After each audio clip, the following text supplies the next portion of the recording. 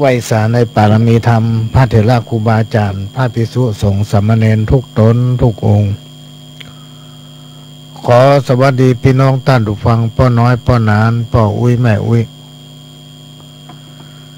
ที่รับฟังรายการจากสถานีวิทยุกระจายเสียงพระพุทธศาสนาแห่งชาติและสังคมขึ้นเพื่อการศึกษาพระพุทธศาสนาและวัฒนธรรม FM 104.50 เมกะเฮิรตซ์จากวัดฝ่ายหินวัดฝ่ายหินตั้งอยู่หลังมหาวิทยาลัยเชียงใหม่ตำบลสุเทพ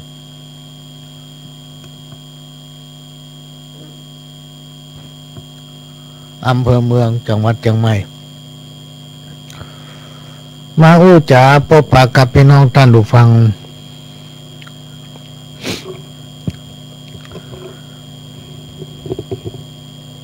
โดยก้าวกับผมประหลองสว่างธาตุอินจันทร์บ้านท่าลองขี้ควายตำบลสันบิกเสื้ออำเภอเมืองจังหวัดเชียงใหม่ก็จะได้นำเอาสปะสาระมาเล่าโอ้สู่กันฟังเป็นการเปลี่ยนบรรยากาศหลังจากพี่น้องท่านผู้ฟังได้ฟังธรรมะสาระต่างๆจากพระเถระครูบาอาจารย์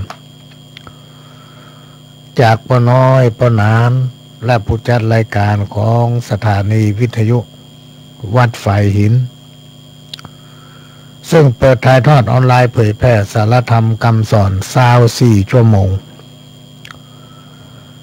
ช่วงนี้ก็เปลี่ยนบรรยากาศมาฟังขโยมเก่าอู้สลับกับเสียงเพลงข้าวห้ำสารธรรมกรรมเก่าเพื่อนำมาฝากเป็นข้อคิดสำหรับพี่น้องท่านผู้ฟังที่สนใจ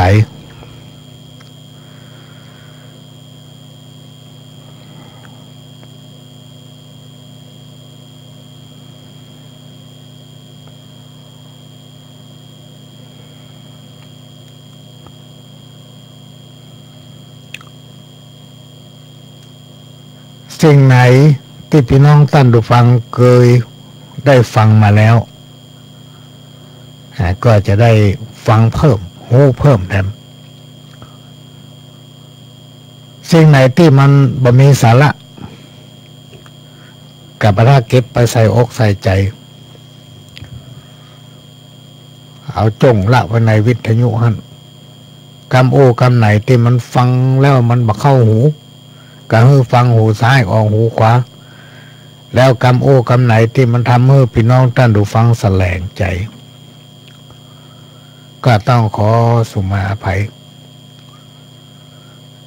สิ่งใดที่สามารถทำให้พี่น้องท่านผู้ฟังรับฟังแล้วม่วนอกม่วนใจ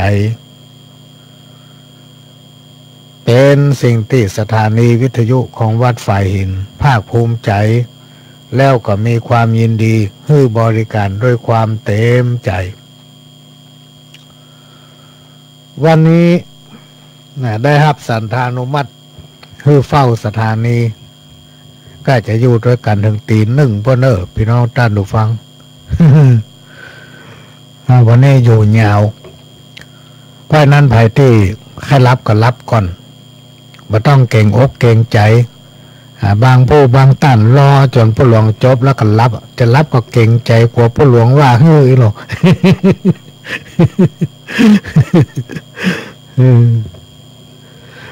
บางท่านก็เปิดวิทยุละปล่อยเขาอู้คนเดียว รับคนสัตว์ปล่อยให้ผู้หลวงอู้คนเดียวใครเขารับก็รับก่อนเพราะว่าช่วงเนี้ยพี่น้องท่านผู้ฟังมันดึกแล้วมันแจ้งเจ้าตัวเนี่ยอย่างคืนที่ผ่านมาก็อยู่ด้วยกันดูมันจะตี 1เหมือนกันนะ ก็เลยตื่นสายหน่อยวันนี้ก็ทำงานทั้งวันเลยพี่น้องท่านผู้ฟังแทบบ่มีเวลาย่างพักเลยวันนี้น่ะเข้ามาถึงบ้านก็อาบน้ำทุ่มปลายแล้วว่าจะนอนพักเหนื่อยสักกำไหมนะบัดตันหายเหนื่อยสะดุ้ง ว่าต้องมาจัดรายการก็ฟังลุกขึ้นมานั่งอยู่หน้าเครื่องมาเดียวเนี่ย ก็ภัย อยากจะพักผ่อนก็พักไปฟังไปใครรับก็ปิดไม่ได้นู่นรับเพราะว่าวันนี้ประหลวงอยู่ถึงตีหนึ่ง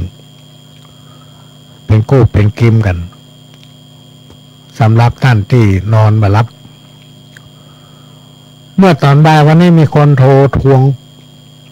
เมื่อใดจะอ่านทำให้ฟังบอก คือที่ผ่านมาเนี่ยเป็นนอนต้านฟังมีคนส่งทำมันเป็นประเจ้ผูกเงาเป็นซอกประเจ้นะผูกสั้นๆประมาณสักคืบปลายเนี่ยทำผูกหนึ่งนี่น่าจะเป็นทำสอนและทำผูกหนึ่งนี่เป็นหนังสือ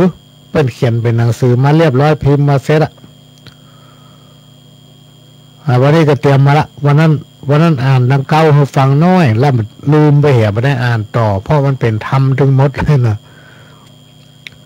และทำโพงนึ่งนี่ก็สั้นเหมือนกันสั้นประมาณสักคืบปลายเนี่ยเป็นทำสอน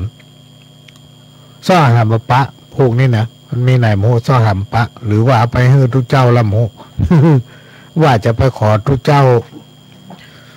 นิมนต์เปิ่นเทศแล้วจะอัดมาเปิดให้ฟังนี่เนาะก็ซ้ำมันมีเวลาไป มีเวลาไปหา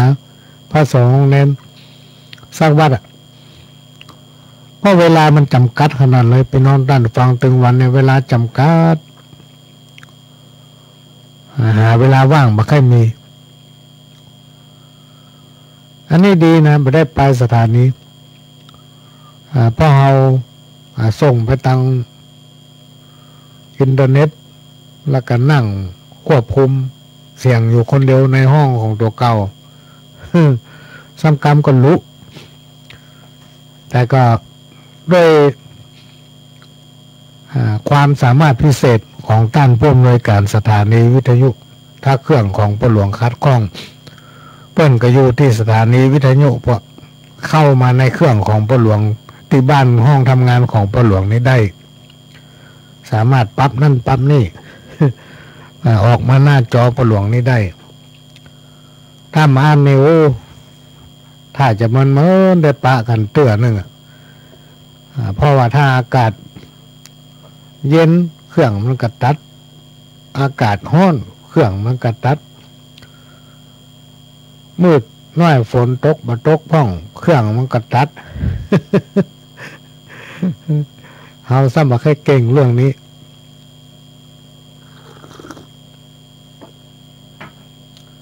เหมือนกับเครื่องทรงของห้องทรงสถานีวิทยุวัดฝ่ายหินเหมือนกันพี่น้องท่านผู้ฟังเพราะมันใจตลอด24 ชั่วโมง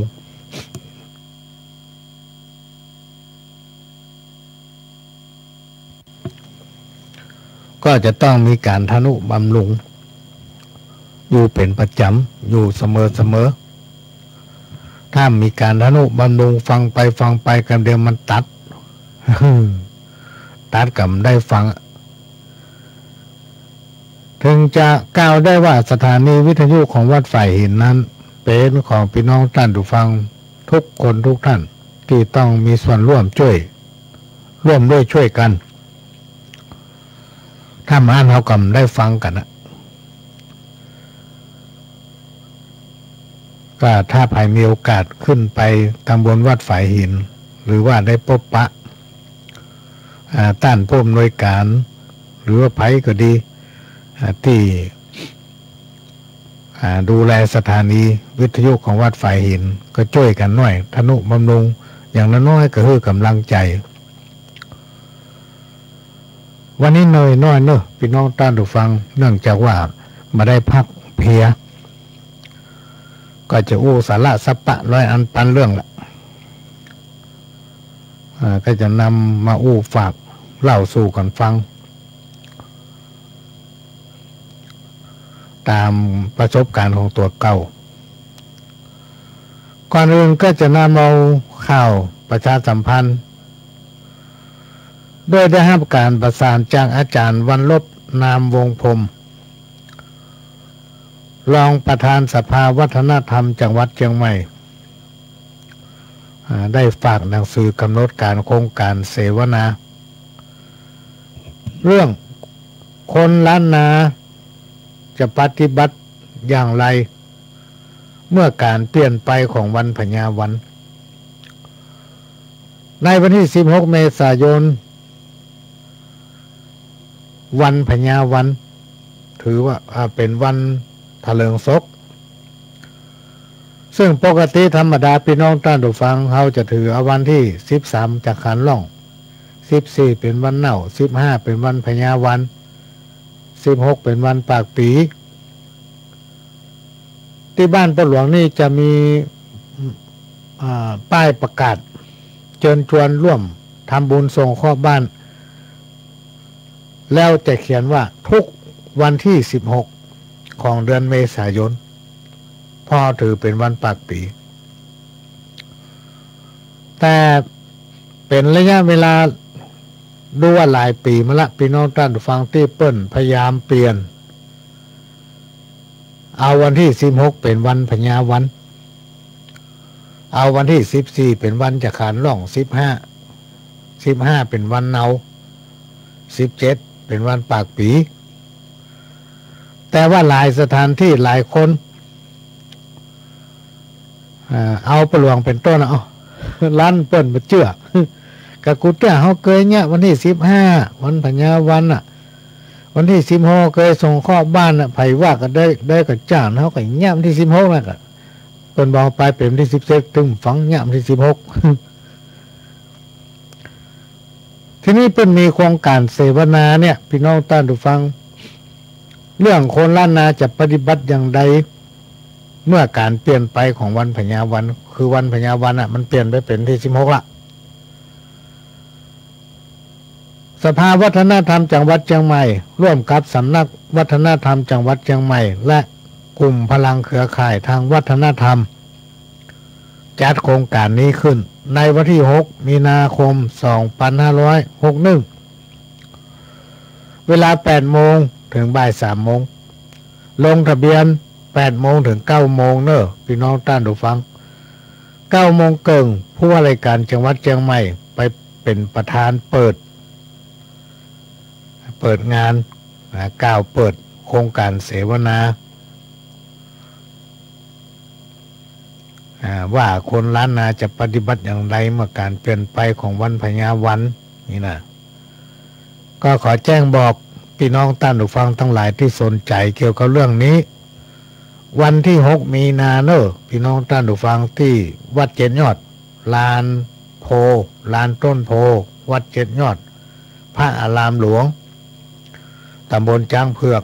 อำเภอเมืองจังหวัดเชียงใหม่วัดเจ็ดยอดเนี่ยไผของหูจังหมดละถ้ามาท่านมามีรถก็ไปรถสีล้อแดงบอกให้เขาว่าไปวัดเจ็ดยอดก็มีคณะวิทยากรร่วมเสวนามีมหาราชครูหนหลวงหลวงพ่อพระครูดุลศิลกิจท่านธนินทร์สุภาแสนศาสตราจารย์ดร.ธเนศ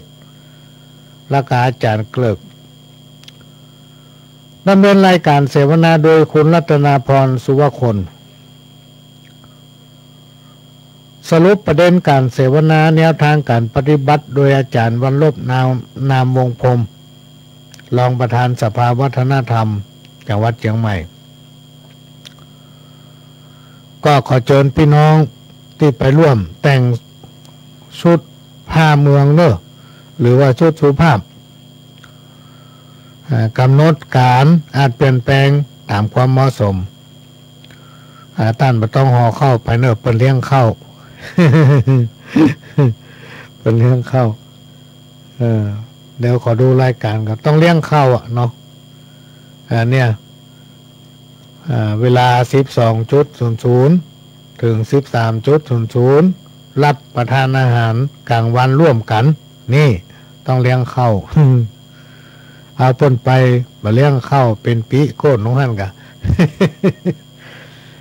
เนี่ยพี่น้องท่านผู้ฟังที่สนใจเกี่ยวกับเรื่องเนี้ยที่มีปัญหา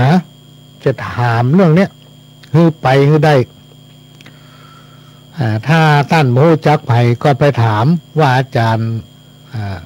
วันลบนามวงพรมคนไหน ซึ่งอาจารย์วันลบนั้นเป็น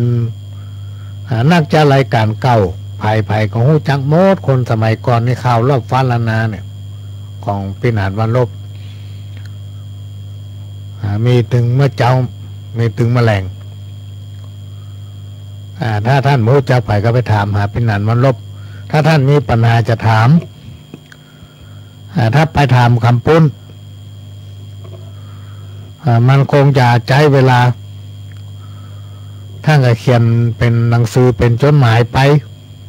ปถึงก็ไปซ้อหาปีนานวันลบฮือพระและก็หนังสือนั้นยื่นฮือเปิ่นถึงเวลาเพิ่นก็จะตอบเพิ่นก็นำมาอ่านตอบคือท่านได้รับทราบถ้าท่านยังคล่องใจอยู่ก็ถามเพิ่นไปบ่ต้องมาถามตั้งรายการของพ่อหลวงเนี่ยเพราะว่าพ่อหลวงก็อู้ไปตามความของตัวเก่าตามความคิดของตัวเก่าเป็นความคิดส่วนบุคคลมีหลายคนที่ถามมาเมื่อปีที่แล้วบอกว่าวันสำคัญที่เปิ้นจะอยู่กับพ่อกับแม่อยู่กับคนเฒ่าคนแก่พ่ออุ้ยแม่อุ้ยถือว่าเป็นวันพญาวันลูกเต้าเหล่าหลานมาจากต่างประเทศก็ดีมาจากต่างบ้านต่างเมืองก็ดีที่เคยไปยากการทำงานปิกมาหวังจะอยู่กับพ่อกับแม่วันพญาวันจะมีการเข้าวัดดำหัวครูบาอาจารย์วัดไผ่วันมันดำหัวพ่อหลวงบ้านดำหัวพ่อกำนันแต่ปรากฏว่าหลายปีที่ผ่านมาป้ากันเกณฑ์ไปในเมืองเฮมดทั้งที่เป็นวันครอบครัวเป็นวันที่หมู่แต่ละชุมชนจะต้องดำหัวสมมาคารวะขอพรจากผู้รักผู้ใหญ่ผู้เฒ่าผู้แก่ปู่ย่าตายายในหมู่บ้านป้ากันไปในเมืองเฮมดกลัวจะปิกก็พอมืดพอค่ำถามมาที่พ่อหลวงก็ว่าบ่ฮู้เนอะอย่างเงี้ยต้องไปถามเปิ้นทางเบื้องบนเปิ้นเถอะเขียนหนังสือไปก็ได้พ่อหลวงตอบมาได้ เพราะว่าเฮาเป็นผู้น้อยเปิ้นมอบหมายให้เฮาทำยิ่งเฮาเป็นผู้นำเนี่ยพี่น้องท่านผู้ฟังเฮามีหน้าที่อย่างกระทำไปอย่างนั้นน่ะเปิ้นสั่งจะได้ก็ทำไปอย่างนั้นน่ะเพราะต้องทำตามหน้าที่ของเฮาจะเป็นล้ำมาฟังผู้บังคับบัญชาก็ไม่ได้ไปเถียงเปิ้นก็ไม่ได้เพราะมันเป็นไปตามมติอย่างความคิดหันส่วนตัวนี่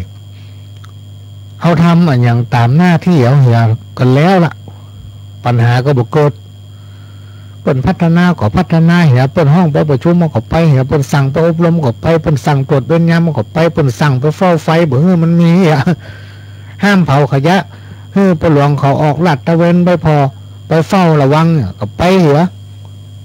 เป็นเกณฑ์ไปบนดอยสุเทพไปแปลงเขื่อนน้ำทุน้ำถากเขาไปได้ไปกับจ้างเขาไปแทนเนี่ยแล้วเรื่องถ้าเอาไปออกความคิดเห็นนะพี่น้องท่านผู้ฟังมันบัดตรงกับความคิดเห็นของคนส่วนใหญ่เปิ้นไปกันยังได้เฮาคนเดียวไปมาได้แล้วมาถามพ่อหลวงก็ตอบมาได้เพราะเขาเป็นผู้น้อยเขาไม่ใช่เป็นผู้ใหญ่แล้วแต่เบื้องบนเพิ่นจะสั่งการลงมาถ้าเปิ้นฮู้เปิ้นหันเปิ้นพิจารณาได้ว่าเขาหมู่นี้เงินเดือนบักกี่บาทกูจะให้เขาถึงวันเขาจะอย่างมากินถ้าวันใดวันหนึ่งผู้รักผู้ใหญ่เปิ้นคิดได้ว่าพี่น้องท่านผู้ฟังวันนั้นเขาจะสบาย ตลาดใดเปิ้นยังคิดบัตรได้ว่าไอ้หมู่นี้มันเงินเดือนบักกี่บาทเขาจะอย่างมากินนี่นะเปิ้นยังคิดบัตรได้คิดบัตรถึงเนี่ยก็หับกรรมต่อไปเถอะ เพราะนั้นท่านนี่อย่างที่ไปถามไปซอกหามหาอภินันท์วันลบเนอะเขียนจากบ้านไปเลยไปถามเพื่อนนั้นบ่ต้องโทรเข้ามาในรายการเฉพาะพ่อหลวงก็เครียดจะตายละเพราะว่าเขาไม่ค่อยมีเวลาฮือกับตัวเก่าเขาอาสาเข้ามาแล้วเขาก็ถึงไปโจมให้ไปฟังพี่น้องท่านผู้ฟังนอกจากมาอู้ในรายการนี่บ่เคยไปอู้ที่ไหนที่เอามาอู้ได้นี่เพราะว่าคนมันถามมานักเหลือเกินโทรถามมาติ๊กบอกแล้วว่าต้องถามมาตั้งพ่อหลวงเพื่อไปถามทั้งปุ้นข้องใจตั้งใดท่านก็ถามที่ท่านโทรมาให้เขาปวดหัวเหตุได้พ่อหลวงเป็นคนทำแบบหนึ่งนะพี่น้องท่านผู้ฟังถ้าไผ่มาจมว่าทุกข์มันยากเนี่ยเขาเคยทุกข์เคยยากเขาหู้รสชาติของมันว่าความทุกข์ความยากเป็นอย่างไรเขาดังบุกบุญไปพอละ ว่ามันตุกอย่างใดบางคนโทรมาหาด้วยอุปนิสัยที่เฮาพ่อคนเป็นคนดีอ่ะพี่น้องท่านผู้ฟังป้าหลวงนี่จะมีนิสัยพ่อคนเป็นคนโดนตุโดนหลอกมาก่อนนักหนาป้าปั้นนะพี่น้องท่านผู้ฟังบางตัวเกือบจะติดคอกอ่ะเขาจุหัว ด้วยความที่เขาใจง่ายก็เป็นบทเรียนในชีวิตก็เลยเอามาอู้ได้เอามาสอนคนได้ว่าอย่างนั้นมันบดีอย่างนี้มันบดีคนเราเนี่ยมีหลากหลายจิตใจหลากหลายชีวิตบางเตื้อก็ดีบางเตื้อก็ให้แต่จากประสบการณ์ที่ผ่านมาเนี่ยการช่วยคนเนี่ยใจดุลพินิจบางทีมันก็เป็นบุญเป็นกุลบางทีมันก็เป็นโทษพี่น้องท่านผู้ฟังเหมือนกับคำโบราณที่เพิ่นว่าแต่ไม่ใช่ว่ามันจะเป็นโทษเสมอไปมันก็มีเป็นบางคนคือคนเขาเนี่ยมันมีหลายระดับมีหลายชั้นมีคนชั้นต่ำก็มีคนชั้นกลางก็มีคนชั้นสูงก็มีแต่คนที่เพิ่นมีสามัญสำนึกคนที่เป็นปราชญ์เป็นราชบัณฑิตเป็นผู้รู้เป็นผู้ที่มีจิตใจสูงนั้นมันก็มีนักแต่เปิ้นบ่ลงมาคุกคีกับเฮาหรอกเพราะเฮาเป็นเจ้าบ้าน เพราะนั้นรายการของป้าหลวงนี่เป็นรายการเจ้าบ้านพี่น้องท่านผู้ฟังกันนำประสบการณ์มาอู้แบบเจ้าบ้านเล่าสู่ให้ปู่อุ้ยแม่อุ้ยปน้อยปนานฟังเป็นคู่เป็นเกมกันห้องว่าแก้ง่อมแก้เหงาเป็นรายการที่เป็นให้เจ้าบ้านนำประสบการณ์ของเจ้าบ้านมาเล่าอู้แลกเปลี่ยนเรียนรู้เพราะฉะนั้นมันจะเป็นหลักการที่มีความลึกซึ้งเหมือนกับรายการของท่านผู้รู้ทั้งหลายนี่ยากเพราะเราจะอู้ไปตามสไตล์ของเราตามพื้นฐานที่เรามีอยู่มีหลายคนหลายต้นว่าประหลวงสมควรจะเอานั้นมาอู้เอานี่มาอู้ประหลวงบ่กล้าอู้พร้อมได้ศึกษามาทางด้านนั้นเราบ่ได้ห้ามได้เรียนมาทางด้านนั้นถ้ามาอู้ผิดพลาดมันเหมือนเอามะพร้าวห้าวไปขายสวน อันนี้ก็อู้จากประสบการณ์ตัวเก่าที่ได้ปฏิบัติธรรมมาที่ได้เรียนรู้จากครูบาอาจารย์พ่องแต่ความรู้ของป้าหลวงนี่มันเต้าห่างอื่นพี่น้องท่านผู้ฟังบ่มีโอกาสได้ห้ามได้เรียนสูงเหมือนกับเปิ้นคนอื่นเพราะพื้นฐานเขาเป็นคนทุกข์คนยากอยู่บ้านนอกมีฐานะยากจนในชีวิตตั้งแต่เกิดมาจนถึงปัจจุบันเนี่ยตึงวันเนี่ยเอามาหันสังคมของเฮาเนี่ยลูกเต้าเหล่าหลานที่ได้ห้ามได้เรียนที่ได้มีโอกาสขยายโอกาสทางด้านการศึกษามันเป็นสิ่งที่หาปะได้ยากบางผู้บางท่านมันมีตังสักบาทก็สามารถเรียนได้โครงการของรัฐบาลเปิ้นให้การช่วยเหลือส่งเสริมให้เรียนไปจนถึงระดับปริญญาสมัยป้าหลวงขาตะกันนั่นเจ้นมีหรือพี่น้องท่านผู้ฟังโครงการอย่างเนี้ยมีหรืออาจจะมีที่เปิ้นคนที่เปิ้นฮู้จักกันเปิ้นอ่ะอย่างป้าหลวงบ่ฮู้จักไผอยู่บ้านนอกชนบทก็ได้โอกาสทางด้านนี้เพราะฉะนั้นในระยะเวลาตั้งแต่ปี2526เป็นต้นมาเต้าที่เฮาฮู้ภาษาของคนทั้งหลายได้เขาสามารถประสานงานทำนี่ได้ป้าหลวงก็เป็นประธานอาสาบำเพ็ญประโยชน์จังหวัดเชียงใหม่ตั้งแต่ปี2525พี่น้องท่านผู้ฟังเป็นประธานอาสาเยาวชนบำเพ็ญประโยชน์จังหวัดเชียงใหม่ในปีนั้นมาหลายปีจะไปส่งเสริมผู้ด้อยโอกาสทุกพื้นที่17จังหวัดภาคเหนือตอนล่างตอนบนจนได้รับรางวัลดีเด่นพี่น้องท่านฟังอันนี้เป็นเรื่องของเจ้าบ้านที่มาอู้เล่าสู่กันฟังเหตุที่เฮาทำเพราะอย่างพี่น้องท่านฟังเพราะว่าเฮาเป็นคนด้อยโอกาส เฮาว่าความด้อยโอกาสนั่นมันเป็นจะได้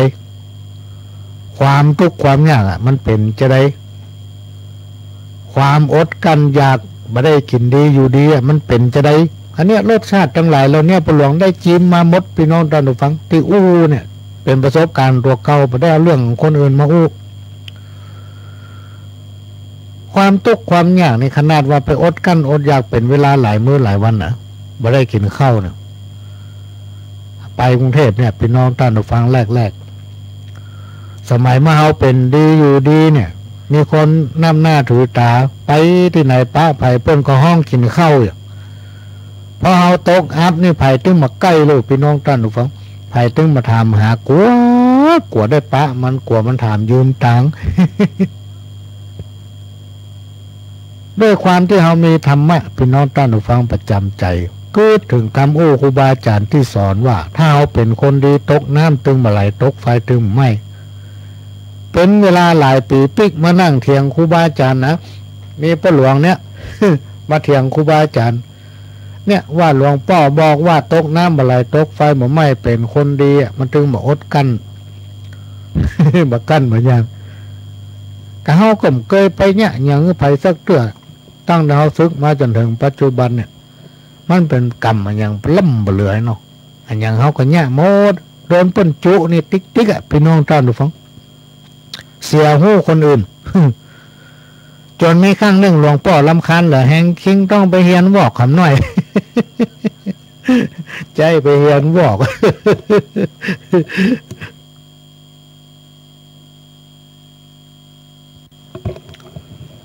เนี่ยก็อยู่คุกคีกับสังคมมาพี่น้องท่านผู้ฟังถึงได้อู้ได้ว่าธรรมชาติเป็นสิ่งที่อยู่คู่กับโลกบางครั้งก็คือความร่มเย็นคือความสุขกายสุขใจแก่คนเฮาบางเตื้อธรรมชาติก็คือความทุกข์แก่คนเฮาเป็นต้นว่าภัยพิบัติทางธรรมชาติอย่างนี้เป็นต้นฟ้าห้องฝนตกน้ำท่วมลมหลวงหรือในสมัยปัจจุบันต้นห้องว่าพายุฝนมาสมัยปัจจุบันเนี่ยพี่น้องท่านผู้ฟังอย่างก็เปิ้นก็ว่าพายุหมดเนอะที่จริงมันก็น่าเป็นละเนี่ยอย่างใกล้จะถึงเดือนเมษาเนี่ยพี่น้องท่านผู้ฟังช่วงกลางเดือนมีนาเนี่ยโดยเริ่มตั้งประเดี๋ยวนี้ไปนี่แล้วปัจจุบันเนี่ยอากาศมันแจ่มเหมือนสมัยก่อนนะพี่น้องท่านผู้ฟังมันร้อนแห้งๆเลยมีก็พี่น้องท่านผู้ฟังป้อนน้อยป้อนนานป้อุ้ยแม่อุ้ยอากาศมันแห้งเต้าเดี๋ยวเราดูเราหันนี่นะสมัยตะกอนนั้นลมปัดมานี่มันเย็นโลกพี่น้องท่านผู้ฟังเขาเนี่ยอากาศเนี่ยลมปัดมานี่เย็นสุยอ่ะเขานั่งปืนห่มไม้ห่มตอกสมัยปัจจุบันยุคปัจจุบันถึงวันเนี่ยวีก็ได้แง่งได้ก็ได้เป็นห้องว่าอากาศมันแห้งพอหน้าดินเนี่ยแห้งหาน้ำหดลดลงไปกะต้นไม้ต้นอย่างนี้นะแต่สักกรรมโดนลงไปพอแล้วดินแห้งยังไม่ได้หดน้ำนี่เพราะอากาศมันแห้งอากาศมันแห้งอย่างเนี้ยพี่น้องท่านผู้ฟังให้ระมัดระวังยิ่งปัจจุบันเนี่ยเปิ้นมีการรณรงค์เพื่อเผาขยะมูลฝอยเนี่ยตั้นแปลงคอกสารแตะเอากองต่ำต้นไม้เอาน้ำหดมันพอมันพวกมันแห้งมันยุ่ยสลายก็เอาแปลงปุ๋ยนะเปิ้นห้ามเผาถ้าเผาควันมันไปสั่งสมกันตังบนบุญทำให้อากาศเป็นพิษยิ่งช่วงเดือนเมษาเนี่ยเหมือนที่2 ปี3 ปีที่ผ่านมาเดือนเมษาหมอกควันเต็มบ้านเต็มเมืองตื่นมานี่มหันต์ร้อยสุเทพจนมีหลายคนร้องเอิญถามกันหมู่ปั่นจักรยานเมื่อเจ้านี่ตี 5 ตี 4 ตี 5นี่เขาปั่นจักรยานไปดอยสุเทพ พอไปถึงเรียบตำสายคันชนประทานนี่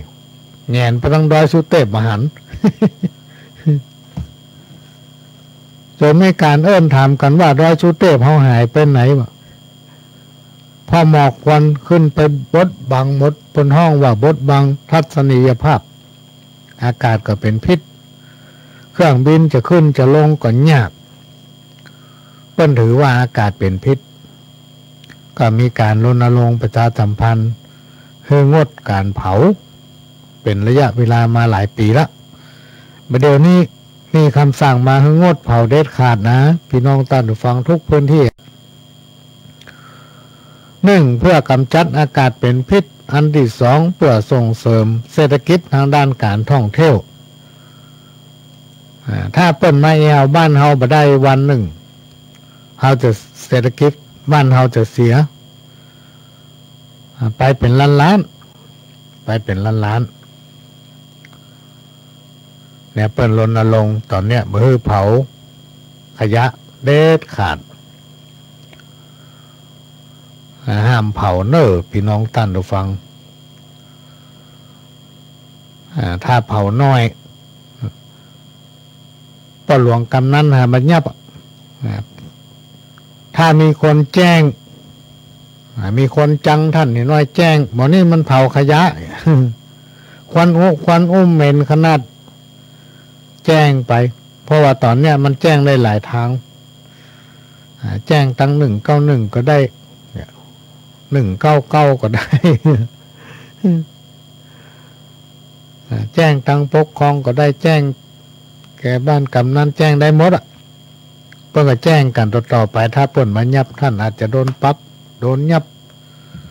ปรับเป็นแสนถ้าเขามีเงินให้เปิ่นปรับเนี่ยเปิ่นก็จะไปติดคุกเปิ่นห้องว่านอนคุกแตนกะปรับคิดวันต่อใดก็ว่าไปตามนั้น เพื่อระมัดระวังเมื่อ2 เดือนที่ผ่านมานี่ป้าหลวงได้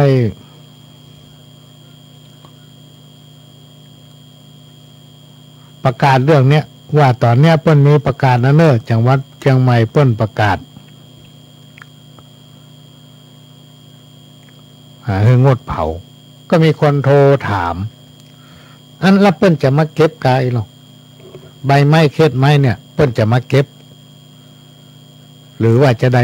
หรือว่าจะให้ห่อไว้ที่ไหนหรอ ตอบไม่ได้ป้าหลวงกับมุ้ยตอบอย่างใดก็ว่าก็เดี๋ยวก่อนเนอะจะถามเฮ้ยเนาะเมื่อมาเก็บจะให้ห่อไปขว้างไหนวะ อันนี้คือระบบคนบ้านเฮาอ่ะพี่น้องท่านดูฟังแล้วที่หน้าบ้านของป้าหลวงเนี่ยเป็นคุณตู้เปิ้นเป็นคนไทยนี่แหละแต่แฟนเปิ้นเป็นฝรั่งอยู่เยอรมันคุณตู้นี่เปิ้นจังไปอยู่บ้านแฟนเปิ้นที่เยอรมันเปิ้นบอกว่าที่เยอรมันเนี่ยเปิ้นมีกฎหมายควบคุมและกฎหมายเขาแห้งมากแล้วประชากรชาวบ้านในสังคมชุมชนของเปิ้นเป็นกันคุณจะตัดกิ่งไม้จะหานไม้จะเพี้ยวบ้านคุณเนี่ยคุณสามารถทำได้ทุกเวลาแต่คุณทำแล้วคุณต้องมีที่เก็บขยะคนเดียวหรือว่าอันคุณต้องมีเงินจ้างเปิ้นเอาไปทิ้งไปซื้อทิ้ง หรือว่าอันก็แจ้งเขตจังหวะที่เปิ้นว่างหน้าบุญเฮามีเนี่ยเปิ้นก็จะเอาเครื่องบดทำลายขยะเนี่ยมาบดจะลดไปเลยคุณตัดได้ทำได้พัฒนาบ้านของคุณทำหัวทำบริเวณบ้านได้หมดแต่ห้ามเอาเหี้ย นี่ระบบของเปิ้นแต่ทั้งบ้านเฮาเนี่ยพี่น้องท่านผู้ฟังเขาอยู่อย่างได้ก่อยเนี่ยอย่างอันสมัยก่อนเนี่ยยังได้ก่อยเนี่ยอย่างอันเวลาเปิ้นว่าอย่างมาก็ว่าเฮือกันไปว่าเฮือกันมา ทำให้คนที่เป็นหัวหน้านำเนี่ยนักใจ พ่อหมูจะไปบอกขึ้นไปแบบในสังคมชุมชนมันเปลี่ยนไปพี่น้องท่านผู้ฟังเหมือนกับสังคม ของบ้านเฮาสมัยก่อนจากสมัยก่อนมาถึงเจนเฮาเนี่ยและยังมีคนถามกันว่าทำ20 ปีไปหน้า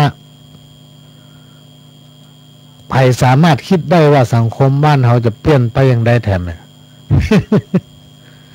จากเฮาอายุตอนใดพี่น้องท่านผู้ฟังสังคมบ้านเฮาอยู่กันอย่างใดลองนึกใจพ่อจากประสบการณ์ของแต่ละท่านแล้วมาวันนี้มันเป็นอย่างไรก็ลองนึกใจพ่อทำ20 ปีมันจะเป็นจะใดพี่น้องท่านผู้ฟังแต่เจ้านี่มีโอกาสไปทำภารกิจทางเหนือเนี่ยไปริมไปแวะร้านแห่งหนึ่งไปซื้อนมตั้งใจว่าได้กินข้าวเจ้าประหลวงได้กินข้าวเจ้าวันนี้ก็ได้กินกาแฟสักคำมันหมด อย่างหนึ่งตื่นสาย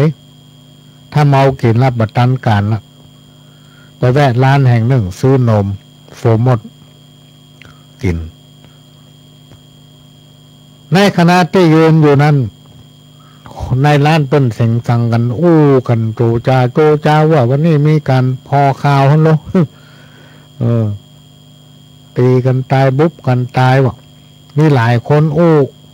เอิ้นลักษณะแซวกันว่าตายพ่องก็เดียมันนักล่ำไปถ้าบ่ตายพ่องจำมีที่อยู่สู่ย่ำพอรถบนถนนน้ำประเด็นเนี่ยแต่ก่อนเขาข้ามถนนง่าย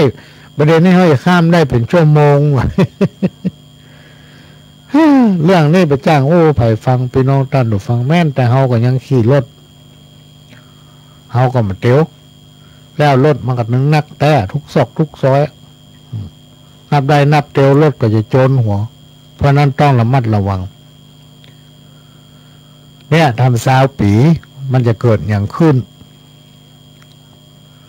ครูบาอาจารย์ท่านได้กล่าวไว้ว่าบ่มีอย่างจีรังอย่างยืนธรรมชาติที่มักมีเกิดขึ้นกับคนเฮาคือสิ่งที่ผูกพันกับชีวิตเป็นต้นว่าการทำมาหากินบางคนก็ตุกบางคนก็ล่ำรวยบางคนก็ตกต่ำจนถึงกับล้มละลายจนหมดเนื้อหมดตัวไปเลยก็มีพี่น้องท่านผู้ฟังโบราณอาจารย์ท่านได้กล่าวไว้ว่าอันยังจะเกิดปล่อยมันเกิดไม่จำเป็นจะต้องไปกุ้มอกกุ้มใจกับมันบ่ต้องไปเครียดตุกอกตุกใจกับมัน ใจเวลาที่มีรวบรวมสติพี่น้องท่านผู้ฟังรวบรวมสติแล้วก็พักผ่อนและเฮียนหูกับมันวิธีการแก้ไขกับมันนี่มุ่งหาประสบการณ์เพื่อเพิ่มเวลาในการเฮียนหูศึกษาปฏิบัติชีวิตในแนวทางที่ถูกต้องค้นหาหลักความจริงที่จะมาสู้กับมันหลายคนบอกกองประสบปัญหาหนีไปปฏิบัติธรรมห้องหนีไปฝากตัวกับเจ้าป่อฮันนี่พ่อง ก็เลยเกิดปัญหาบางผู้บางท่านนี่ถึงกับหมดเนื้อหมดตัวเลยพี่น้องท่านผู้ฟังจนมามีที่อยู่อาศัยเป็นนี่เป็นสินที่ไหนเปิ้นก็มายึดทรัพย์เอาไปขายทอดตลาดเพราะอย่างเพราะเขาประมาทอย่างไร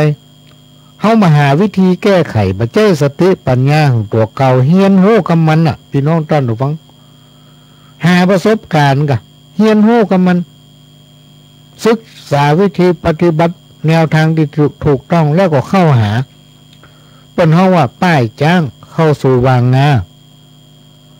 ใจสมาธิสติปัญญาประชิญหน้ากับมันเนี่ยพี่น้องท่านผู้ฟังท่านไปปฏิบัติธรรมเหรอใจเวลาปฏิบัติเป็นเดือนมันจะไปแก้ไขอย่างได้เพราะว่าคดีมันถึงศาลแล้วถึงเพราะนั้นเราบ่เข้าหามันเนี่ยสามารถที่แก้ได้บ่มี เทพองค์ไหนจะมาประทานพรบ่มีเทวบุตรเทวดาองค์ใดที่จะมาแก้ไขปัญหานี้ได้ท่านจะต้องใจสติปัญญาประชนหน้ากับมันที่รู้อย่างนี้นี่เพราะว่ามีหลายคนมาหาป้าหลวงพี่น้องท่านดูฟังว่าข้าเจ้าจะยากอย่างใดผมจะยากอย่างใดป้าหลวงก็แนะนำให้ฟังว่าต้องเข้าหาปัญหาคุณมีปัญหาอยู่ได้ก็เข้าหาตัวนี้มันต้องอายมันไม่ใช่เวลาอายมันต้องไปกลัวไผเพราะเปิ้นไม่ใช่เอาดาบมาข่มคอเขาเข้าหามันปัญหามีที่ไหนก็เข้าหาท่านก็เดียวมันจะมีทางออกเองหลายคนที่ฟังกำเฮานี่ไปหามันก็อยู่ได้นะสามารถแก้ไขผ่านพ้นวิกฤตนั้นได้จากประสบการณ์ชีวิตของตัวเก่าเนี่ยพี่น้องท่านผู้ฟังป้าหลวงก็มีปัญหาเรื่องเนี้ยเบิ้นมาแล้วเขาต้องการให้เขาล้มละลายเขาต้องการให้เขามีอันเป็นไปหรือว่าตายไปเลยถ้าเป็นหมกไก่นี่ขอไปต้มยำแล้วพอใครเป็นเนี่ยก็ได้เป็นคนที่เคยเป็นก็มีคนจำกันนักอย่างนี้เป็นต้นเพราะนั้นเราอาศัยประสบการณ์มาบอกมากล่าวมาโอ้กันฟังและในยุคปัจจุบันเนี่ยจิตใจของคนกับตะกอนกับบัดดูเนี่ยมันต่างกันไปเป็นร้อยยศพี่น้องโดนฟังเป็นร้อยยศบ่มีการให้อภัยกันคนในยุคปัจจุบันเนี่ยจะว่าใจดำก็ไม่ใจ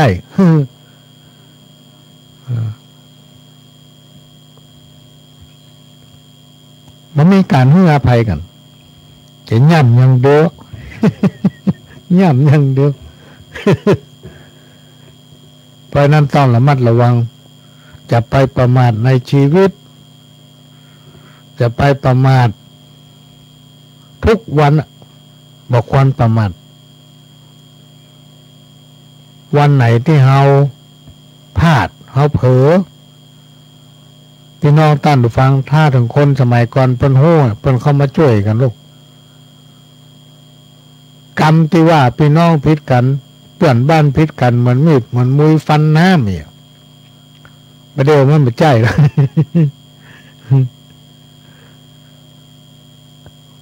ฟันแล้วมันหันห้อยมันมาหันห้อยมันหมีเพราะนั้นปัญหาต่างๆอันยังต่างๆที่มีเนี่ย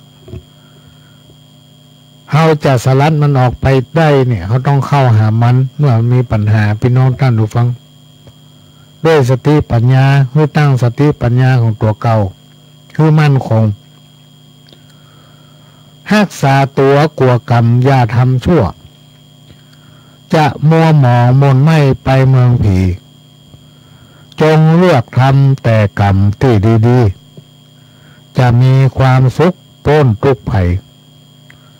ครูบาอาจารย์ตั้นได้กล่าวไว้ว่าคนเฮานี้เป็นสัตว์โลกชนิดหนึ่งซึ่งมีความเป็นอยู่เหมือนกับสัตว์ทั้งหลายคือกินนอนกลัวการสืบพันธุ์คนมนุษย์เฮาเป็นสัตว์ประเสริฐกว่าสรรพสิ่งทั้งหลายใดๆในโลกคือมีเบญจศีลมีเบญจธรรมมนุษย์คนเราทั้งหลายทุกคนเป็นผู้ที่มีจิตใจสูงส่ง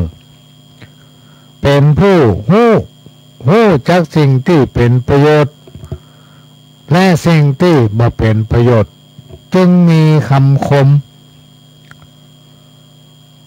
กล่าวว่าหากแม้นมนุษย์คนใดไร้ธรรมประจำจิตมีชีวิตก็หมดศักดิ์ศรีจักมีค่าเท่าเทียมกับสรรพสัตว์ในปัตตภีเพราะว่ามีชีวิตที่ไร้ค่าอย่างน่าเสียดาย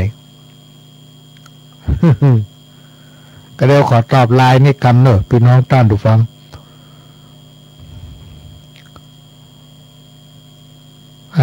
ขอถามท่านป้าหลวงเดี๋ยวเนอะเขียนเป็นก้อม อาจจะขอถามท่านพ่อหลวง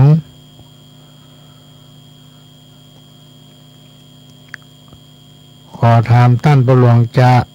นิมนต์ไปบรรยายพิเศษได้ก็จะนิมนต์ไปบรรยายพิเศษธรรมะ เขียนมาถูกธรรมะนี่ปัญใจทอธงรอเรือสองตัวแล้วก็มอม้านี่ใจทอทหาร แล้วก็สระอัมเขาก็อ่านมาได้เนาะตาบ่ค่อยดีพี่น้องท่านผู้ฟังแว่นตานี่ขนาดไปตัดอย่างนะทอบเจริญนี่กะเรื่อง3,000 ปลายเนาะเอามาใส่ได้2-3 เดือนตาบดีมล่ำเด้เนี่ย ก็โทรมาหากันแล้วกันโทรมาหาโทรหรือว่าส่งข้อความละไว้ถ้ามีโอกาสก็อาจจะโทรกลับหรือว่าจะตอบข้อความนั้นไปวันนี้นี่ต้องขอสุมาเถอะพี่น้องท่านผู้ฟังบ่ได้แตะโทรศัพท์สักหน่อยไผโทรหากระตุ้มบ่ได้รับเนาะวันนี้นะเพราะว่ามีเวลาแตะบ่มีเวลาแตะเลยก็มาเปิดเอาตะกี้เนี่ยก็ต้องนั่นหมายกันก่อนถ้าว่างก็จะพยายามไปเนาะแต่ต้องเป็นโครงการอบรมหมู่บ้านการอบรมมีการประชุมที่มีคนหลายบหลายนั้นมาว่ากันที่ไหนยังใดวันที่ยังถ้าว่างก็จะพยายามไปช่วยเป็นวิทยากรธรรมะพ่องเป็นธรรมะนอกธรรมะพ่องถ้าจะไปส่วนมากในงานศพงานอย่างนี้ต้องมาบอกพี่น้องท่านผู้ฟังมันบางทีถ้าปลวงมีเวลาก็จะไปศพคนที่รู้จักแต่ให้ไปเป็นวิทยากรให้ไปเป็นอาจารย์นั่นนี่ปลวงไม่ได้ชัดเจนในเรื่องนั้นบางคนมาขอไปเป็นพิธีกรรวดเป็นอาจารย์ก็เอาบ้านตัวเก่าหั่นน่ะไม่ต้องมาหาไผ คนพื้นที่น่าจะรู้จักกันดีเนาะพิธีมันเหมือนกันหมดแต่ถ้าปลวงมีโอกาสมีเวลาก็จะไปสนองศรัทธาฮึปลวงนี่มีอย่างหนึ่งพี่น้องท่านฟังถ้าเขาเคารพนับถือกันนะเขามีความจริงใจต่อกันนี่นะถึงไหนถึงกันโน่พี่น้องท่านฟังฝนจะตกแดดจะออกฟ้าจะห้องลมหลวงจะมาน้ำจะท่วมนะปลวงบุกบุญไปจนได้เนี่ยเขาต้องมีความจริงใจต่อกันนะเคยติดต่อประสานงานเคยหู้เคยจ่าได้เพิ่งป้าอาศัยกันมีปัญหามาบอกเถอะพี่น้องท่านผู้ฟังมีปัญหามาบอกเถอะที่ไหนก็อย่าบุบบุญไปหาเพราะเขาถือว่าคนที่เพิ่นมีปัญหานั้นเพิ่นต้องการคนที่ไปคนเข้าใจที่จะไปช่วยเหลือบ่มีเงินบ่มีทองก็เอาสติปัญญาไปบ่มีสติปัญญามีเงินมีทองก็เอาแหงไป ไปช่วยแต่น้อยๆมันเป็นกำลังใจเพราะว่าปหลวงนี่ตั้งแต่เกิดมาจนถึงปัจจุบันนี่นะพี่น้องท่านผู้ฟังบ่เคยปะกำลังใจเนาะบ่เคยมีไผมาบอกเฮาว่าดีขนาดนะโอ้ยมันนานเนี่ยมันยังมาดีแต่ดีว่านี่แหม มาแต่สมัยใดละพี่น้องท่านผู้ฟังเพราะนั้นกำลังใจเนี่ยเป็นสิ่งที่เขาต้องการที่สุดคนเขานี่นะเวลาเขาทำอย่างไปเนี่ยเขาต้องการขนาดเลยคือกำลังใจสตางค์นี่มันยังหาได้นะพี่น้องท่านผู้ฟังแต่กำลังใจเนี่ยหายากคนที่มีความจริงใจต่อกันนี่ก็หายากพี่น้องท่านผู้ฟัง1 ใน 1,000นะไม่ใช่ว่า1 ใน 100เพราะฉะนั้นถ้าไผมาเรื่องอย่างฟังนะเฮาเป็นคนขี้ดูคนถึงขนาดต้องเสียลูกคนนะพี่น้องท่านผู้ฟังปหลวงนี่เคยเสียหูคนเกือบมีปัญหาชีวิตเพราะความไปเสียหูกับคนเนี่ยเอาไปทันโลกมาถึงวันนี้ตึ้มล่ำไปไหนแล้ว ไผบ่ต้องมาจวนไปนั่นไปนี่ตึ้มไปงานกินเลี้ยงทุกชนิดนี่งดเลยตึ้มไปเนี่ยสักเตี้ย ล่าไผ่ก็บ่ต้องมากินเลี้ยงเพื่อประหลวงวันนี้เพื่อประหลวงนะเจ้าขอเชิญหรือว่ามานั่งกินนั่นนี่เมาเว้น อยากอย่างกินคนเดียวพี่น้องท่านผู้ฟังบางทีเอาซื้อแค่หมวยถุงข้าว10 บาทก็อิ่มแล้ว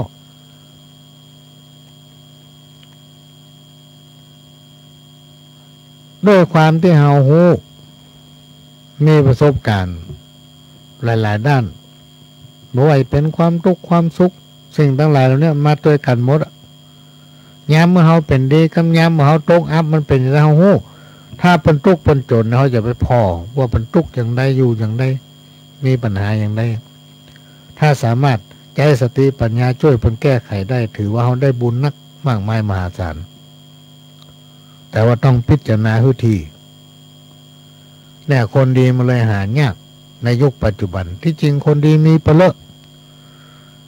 แต่ด้วยความที่คนดีๆไปโดนจุเปิ้นดีๆไปโดนหลอกเนี่ย อย่างที่เคยวู้ให้ฟังนั่นเป็นเรื่องจริงไม่ใช่นิทานอย่างแม่เว้ยคนหนึ่งเนี่ยเป็นดีพี่น้องท่านผู้ฟังลูกเต้าเราหลานเปิ้นไปแยกการต่างบ้านต่างเมืองพอมีสตางค์น้อยเปิ้นก็ให้หอมแปลงบ้านพักแวดเฮือนอีแม่แบ่งเป็นห้องเป็นน้องเป็นห้องแบ่งให้เจ้าเรียกว่าเจ้าถูกน้อยที่อื่นเปิ้นเอากัน1,500 2,000น่ะบ้านหลังนี้เอา1,000เดียวนะต้องการคนมาเป็นอยู่เป็นกู้อีแม่พอลูกเต้าไม่ได้อยู่ตัวอีแม่เปิ้นก็ดีแตะดีว่าพี่น้องท่านผู้ฟังโอ้ยากกินแต่ละมื้อนี่นะโดยเฉพาะเมื่อแลงหม้อบะเล็กบะเล่นกันเนี่ยกินแล้วนึ่งเข้าด้วยแถม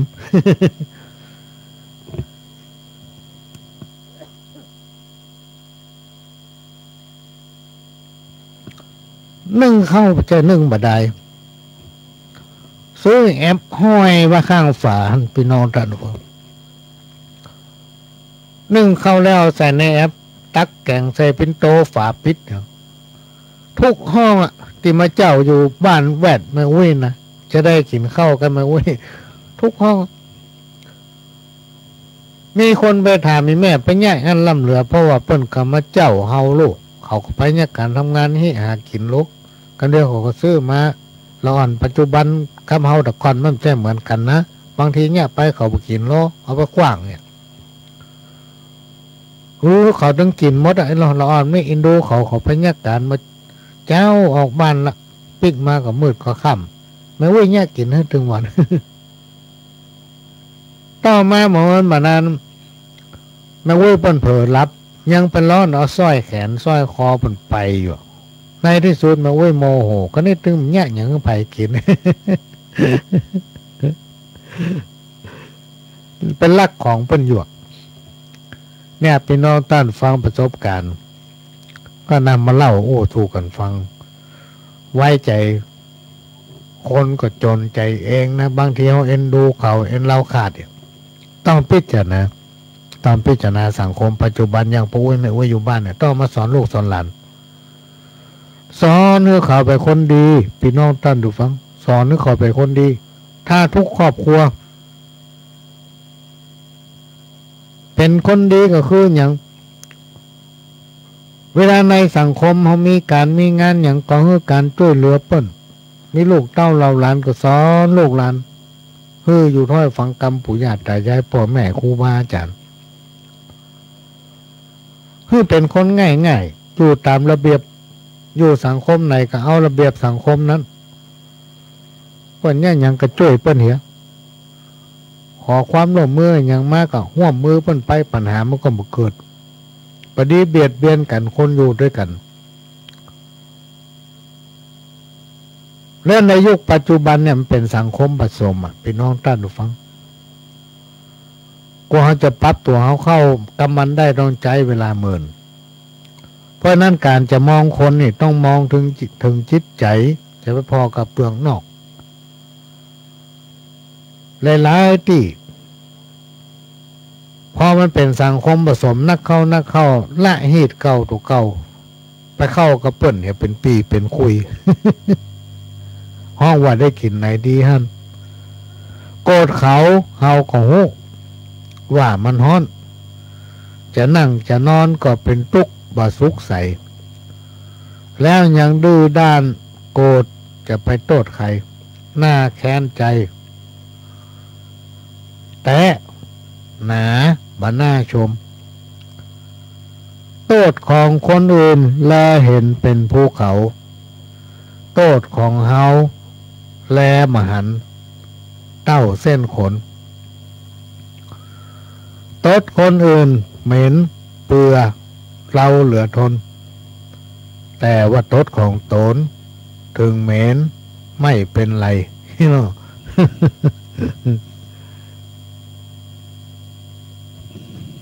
ก่อนที่จะนำเอาสาระสปะมาเล่าโอ้สู่กันฟังพี่น้องท่านผู้ฟังพ่อหลวงก็จะขออนุญาตประชาสัมพันธ์บอกบุญด้วยวันอาทิตย์ที่ 4ที่ถึงนี้ที่วัดหลวงอ้อก็จะมีการทำบุญทอดพระป่าสามัคคีเพื่อนำปัจจัยรายได้ต่อยอดสร้างกุฏิสงฆ์ซึ่งสร้างมาแล้วใกล้จะแล้วล่ะได้80%ละข้างทำ20%ก็จะแล้วละพี่น้องท่านผู้ฟังขาดทุนทรัพย์ไปทำล้าน200,000 บาทถ้ามีเงินล้านกับ200,000 บาทแล้ว ยังทำ20%บ่ได้ในวันอาทิตย์ที่ถึงนี้ก็จะมีการต้อนพระป่าโดยตัวกระผมพระหลวงสว่างธาตุอินจันทร์ประธานเครือข่ายกองทุนแม่ของแผ่นดินจังหวัดเชียงใหม่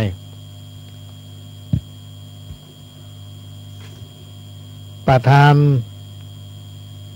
เครือข่ายกองทุนแม่ของแผ่นดิน8จังหวัดภาคเหนือ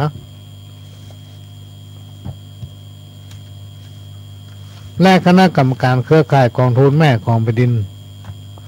รวมถึงผู้ที่เคารพนับถือ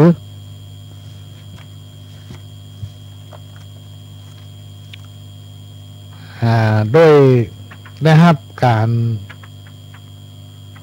อนุเคราะห์เมตตาสละเวลามาร่วมงานโดยท่านผู้อำนวยการปปส.ภาค 5และคณะก็จะเดินทางมาร่วมเขาจะมีการตานทอดถวายพระป่าสามัคคีเพื่อนำปัจจัยรายได้สมทบต่อยอดสร้างกุฏิสงฆ์แล้วก็จะมีการพิธีสืบชะตาหลวงสืบชะตาพี่น้องที่มาร่วมกิจกรรมในวันอาทิตย์ที่4มีนาคมและก็จะมีการตานถวายลูกนิมิตจำนวน9 ลูกซึ่งวันนี้พระหลวงจะมาอ่านรายนามเจ้าภาพเจ้าสถาละอ่านไปแต่คืนละเดี๋ยววันเสาร์ก็จะมาอ่าน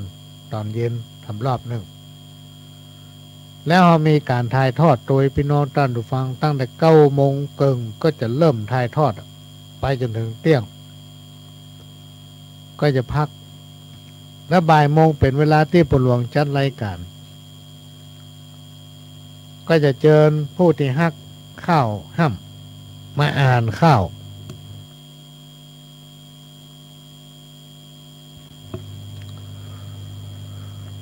ออกอากาศสดๆให้พี่น้องท่านผู้ฟังได้รับฟังกันที่วิหารของวัดหลวงอ้อเวลา9 โมงพร้อมกันที่หน้าวัด9 โมงครึ่งก็จะมีการแสดง9 โมงเป็นต้นไปก็จะมีการแสดงของคณะครูนักเรียนโรงเรียนวัดหลวงอ้อเพื่อต้อนรับท่านเอามากินข้าวตอนด้วยกันพี่น้องท่านผู้ฟังที่วัดหลวงอ้อในวันอาทิตย์ที่4มีนาคม2561เมื่อขบวนพระป่าก็ดีขบวนเจ้าภาพลูกนิมิตก็ดี เดินทางมาถึงที่วัดแล้ว ขึ้นสู่พระวิหารก็เริ่มพิธีพุทธศาสนาก็คือการจุดธูปเทียนบูชาพระรัตนตรัยเข้านั่งประจำที่ซุ้มจตาพระสงฆ์เจริญพระพุทธมนต์จากนั้นก็จะมีการเว้นตาเห็นน้อยหนึ่งแล้วก็ถวาย9 กรรมถวายต้นพระป่าถวายลูกนิมิตถวายอาหารเพลปัจจัยทายทานเสร็จแล้วจะกินข้าวด้วยกันเจิญเนอะพี่น้องท่านผู้ฟังมาร่วมด้วยช่วยกันต่อยอดในการสร้างกุฏิสงฆ์ให้มันแล้วมีความจำเป็นที่ต้องเร่งทำให้มันแล้วเดือนเมษายนนี้ต้องแล้วล่ะก่อนเดือนเมษายนนี่นะเพราะว่ากุฏิหลังเก่ามันเก่าแก่เหลือเกินพี่น้องท่านผู้ฟังเวลาลมมามันไหวฝนตกมันหัวความปลอดภัยมันมีกลัวไฟฟ้ามันลัดวงจรถ้าเราสร้างแล้วก็จะนิมนต์พระสงฆ์เน้นขึ้นไปอยู่จำวัดละ เรื่องกุฏิหลังเก่าก็มาว่ากันคำหนึ่งถ้าเงิน1,000,000กับ200,000 บาทก็ได้ไปนั่งอู้กับท่านผู้เพิ่นมีสตางค์ท่านหนึ่งก็ต้องขอแจ้งประชาสัมพันธ์อนุโมทนาบุญคุณแม่นายละเอียดประคำศรีวงศ์คุณเอียนไว้เอาโอ้เปิ้นฟัง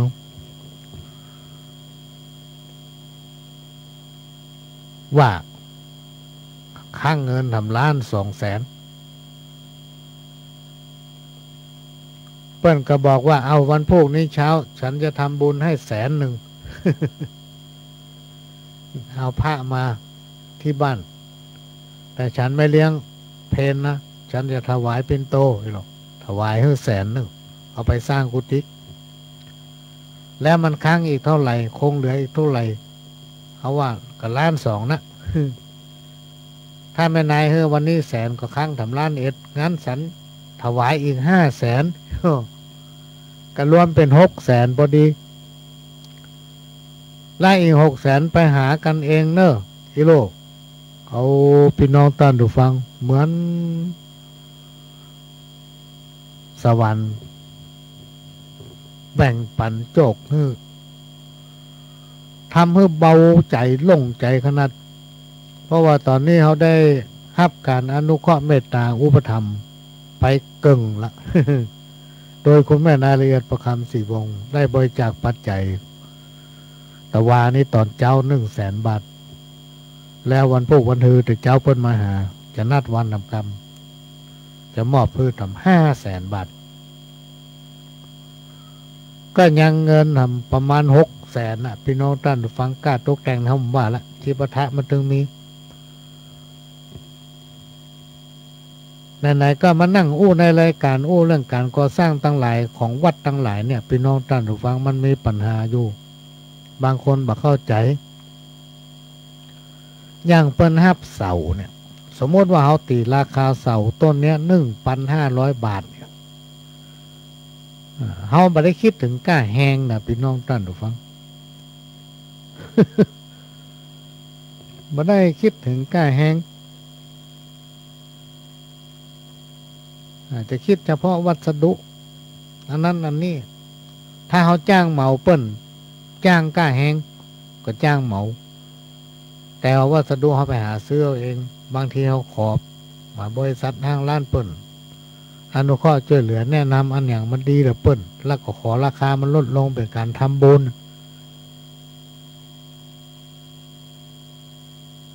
มันก็ได้ของดีเพราะฉะนั้นวันที่4นี้พี่น้องท่านผู้ฟังที่ฟังรายการของพ่อหลวงแล้วจะมาร่วมนี่ท่านก็ได้หันแล้วจะมีการถ่ายทอดเพราะว่าเพื่อนฝูงอยู่ที่ต่างประเทศติดตามรายการนี้อยู่หลายพื้นที่ที่ฟังรายการของพ่อหลวงเพราะว่ามันเป็นรายการที่เจ้าบ้านมาจัดพี่น้องท่านฟังก็จะอู้ไปตามสไตล์เจ้าบ้านเนี้ยเขาก็ไปเป็นแบบอย่างในการเรียนรู้อย่างในต่างประเทศมากำสาวคน อย่างน้อย20 คนบางคณะก็มา14 คนแล้วแต่โอกาสทางมูลนิธิเพิ่นจัดส่งมาที่บ้านตาลองขี้ควายนี่ก็มาเรียนรู้ภูมิปัญญาพื้นบ้านเพราะในต่างประเทศนั่นเปิ้น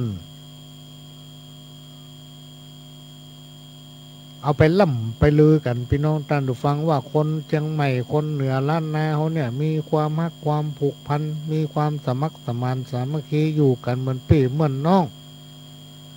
เปิ้นเขาได้สิ่งตั้งหลายเหล่านี้ไปที่เมืองนอกไปไว้เมืองนอกเพราะเมืองนอกมันอยู่ไผอยู่มันอ่ะพี่น้องท่านผู้ฟังเฮาว่าวัดในบ้านเฮาโดยเฉพาะในตัวเมืองบอกว่าเมืองไหนก็แล้วแต่วัดติดวัดบ้านเฮานักนี่นะวัดในต่างประเทศก็นักขนาดเลยพี่น้องท่านฟังประเดี๋ยวนี้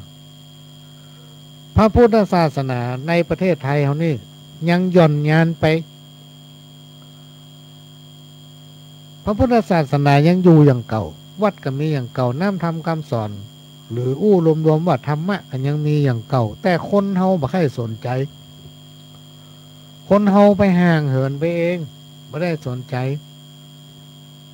เป็นต้นว่าผู้ปกครองมาแนะนำลูกเต้าเหล่าหลานเข้าวัดเข้าวา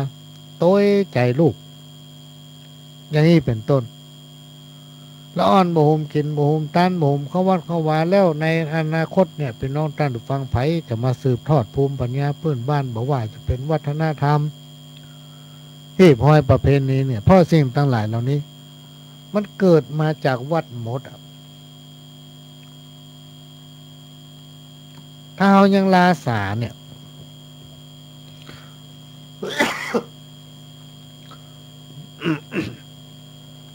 สิ่งตั้งหลายเราเนี่ยมันจะหายไปจากใจของลูกของหลานเพราะความบ่สนใจของเขานั่นเองเพราะนั้นก็ขอฝากพ่อวิแม่วิปน้อยปนันผู้ที่ฟังรายการเนี่ยเอาไปพิจารณาผสมผสานใจสติปัญญาของพี่น้องทั้งหลายช่วยกันจักดึงเอาลูกเอาหลานเข้าสู่ศีลสู่ธรรมสู่วัดสู่ว่าปฏิบัติธรรมอบรมศีลธรรมคุณธรรมอย่างนั้นต้องมี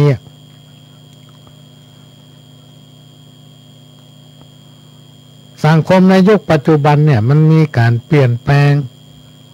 เจริญไปโวยขนาดเลยทุกคนรู้ว่ามันวิวัฒนาก้าวไกล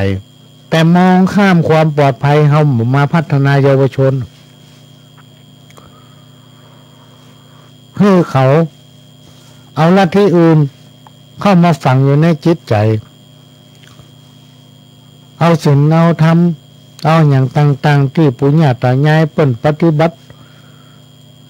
ถ้ามันบดีเนี่ยเฮาตั้งหลายจะบ่ได้อยู่สุขสบายเหมือนกันถึงวันนี้ที่เฮาได้อยู่สุขสบายถึงวันนี้ได้เพราะอย่างพ่อวีรบุรุษปู่ย่าตายายบรรพบุรุษของเฮาเปิ้นสั่งสมไว้พดมาถึงตัวเฮาโอ้ง่ายๆเมื่อบักกี่วันมานี้ปหลวงได้ไปนั่งโอ้กับป้านานคนหนึ่งปหลวงลองคิดพอเราถึงวันเนี่ยรถติดเตียวถนนหยับถึงวัน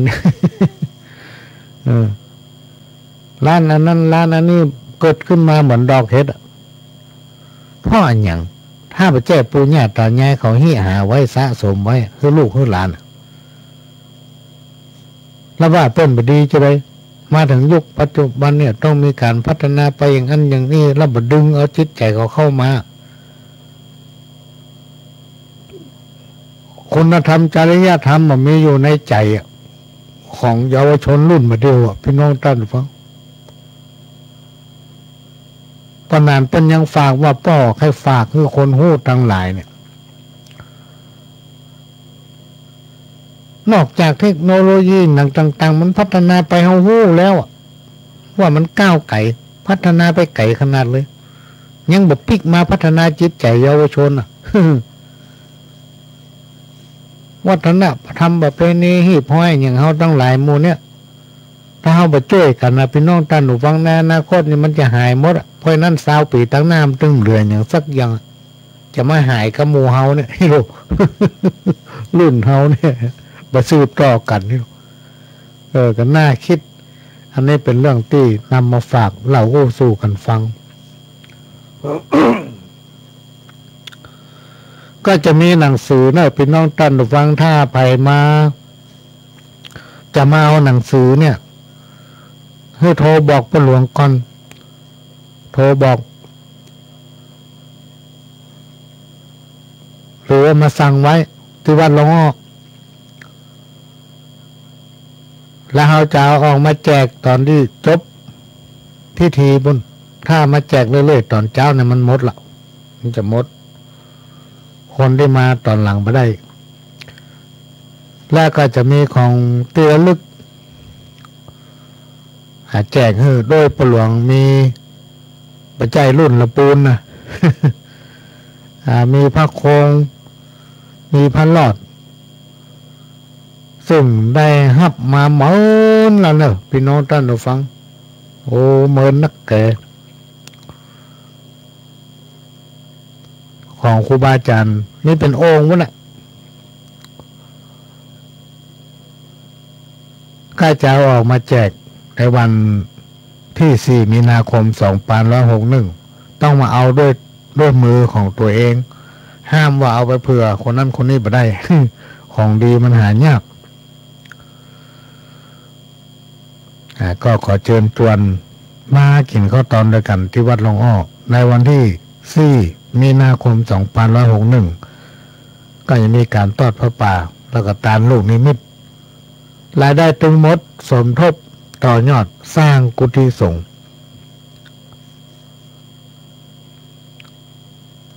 วันนี้จะบัดนำมาลายชื่อมาอ่านเตื้อวันเสาร์แมลงก็จะอ่านให้ฟังแล้ววันอาทิตย์ก็มาปะกันแล้วเขาก็มีการถ่ายทอดนะครับการอนุเคราะห์จากผู้อำนวยการสถานีก็จะถ่ายทอดตั้งแต่9 โมงเป็นต้นไปถึงเที่ยงแล้วก็ถึงบ่าย 3 โมงอยู่ทางบ้านก็ฟังได้ถ้าไม่ได้มาขอให้มาถึงวัดหลวงอ้อเถอะพี่น้องท่านผู้ฟังเรื่องจะพลิกไปบ้านนั่นได้ใจรอนไปส่ง ตอนเช้าให้มาก่อนมาถึงวัดหลวงอ้อซ่อหาพ่อหลวงในวัดท่านถ้าพลิกจะนอนวัดหลวงอ้อก็ได้เนอะ มันเฮียนมันหูมันดูศึกษาวิชาปัญญาควรหามาแท่งคิดสั่งอันใดจักได้เป่งแจ้งหูจักเลือกแงงแบ่งไว้หากมีปัญหาก็สามารถใจรับรองว่าแก้ได้ทันทีมีความหู้นักมีศักมีสีรับรองว่าดีบ่มีต่ำต้อย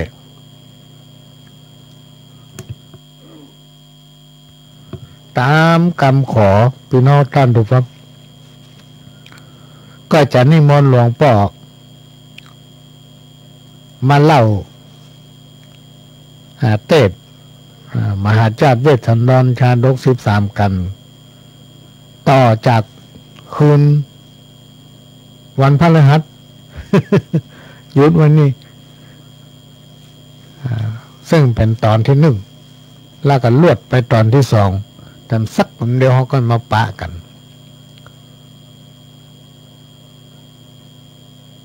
ก็ฟังถึงบักก่ายพี่น้องท่านฟังหลวงพ่อพระครูโสพลบุญญาภรณ์หรือวัดตุลุงทองอดีตเจ้าวาดวัดโสพนารามอดีตเจ้าคณะอำเภอแม่ริมเชียงใหม่ซึ่งเป็นครูบาอาจารย์ซึ่งตอนนี้เปิ้นมรณภาพแล้วร่างสรีระของเปิ้นยังมีอยู่ที่วัดโสพนารามแล้วก็เทพหลวงนำมาเปิดทุกม้วนนี่แผ่นซีดีทุกแผ่นมีที่วัดโสพนารามเนอะพี่น้องท่านผู้ฟังรายได้ก็สมทบมูลนิธิบุญญาภรณ์เชิญรับฟังครับแม้แต่โจรองคุริมานผู้ใดเจ้าก็สามารถนื้อย่างจากการฆ่าคนได้ก็เพราะผู้ใดเจ้าหูปณิสัยดังที่ท่านทั้งหลายทราบเรื่องทราบราวมาแล้วอันนี้ก็พระเจ้าสุโธทนะ ผู้เป็นพุทธบิดาคือเป็นพ่อของเพิ่นได้ทราบข่าวพระพุทธเจ้าออกบวชแล้วเป็นคนดีมีคนเคารพนับถืออยากให้หันอยากให้ฟังเทศเลยใจคืออามาตย์ทั้งหลายพระพุทธเจ้ามีที่ไหนคือไปหาและไปนิมนต์หมู่ใดไปซัดไปฟังธรรมพระพุทธเจ้ามีความเลื่อมใสหมดไปแล้วก็บวชไปแล้วก็บวชเหมือนใจกุ้งไปหันออกตอนสุดท้ายมาเหลือคนเดียวคนสุดท้ายคือชื่อว่ากาลุทายีอามาตย์กาลุทายีนี่ตอนที่น้อยๆอยู่เคยเป็นพระสหายครับป้าเจ้าชายสิทธัตถะคือผู้ถือเจ้าของเขาเนี่ยแล้วก็เคยกันสนิทกันโดยเฉพาะเลยเรื่องส่วนตัวยังเปิดเผยให้คนฟังได้คือไอ้ยังก็ได้นี้ก็เลยแจ้งกาลุทายีไปนิมนต์กาลุทายีไปถึงไปถึงก็ไปขอบวชกับพระพุทธเจ้าที่เมืองราชคฤห์พอบวชเสร็จแล้วก็มีความเก่งใจพระพุทธเจ้าเป็นอย่างมากก็เลยอดใจเอาก็ขอกราบราตนาพระพุทธเจ้าเสด็จเข้าสู่เมืองกบิลพัส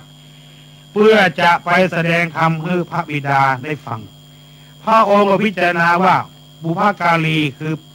พ่อก็ดีแม่ก็ดีครูบาอาจารย์ก็ดีเป็นบุคคลที่เขาจะต้องตอบแทนบุญคุณก็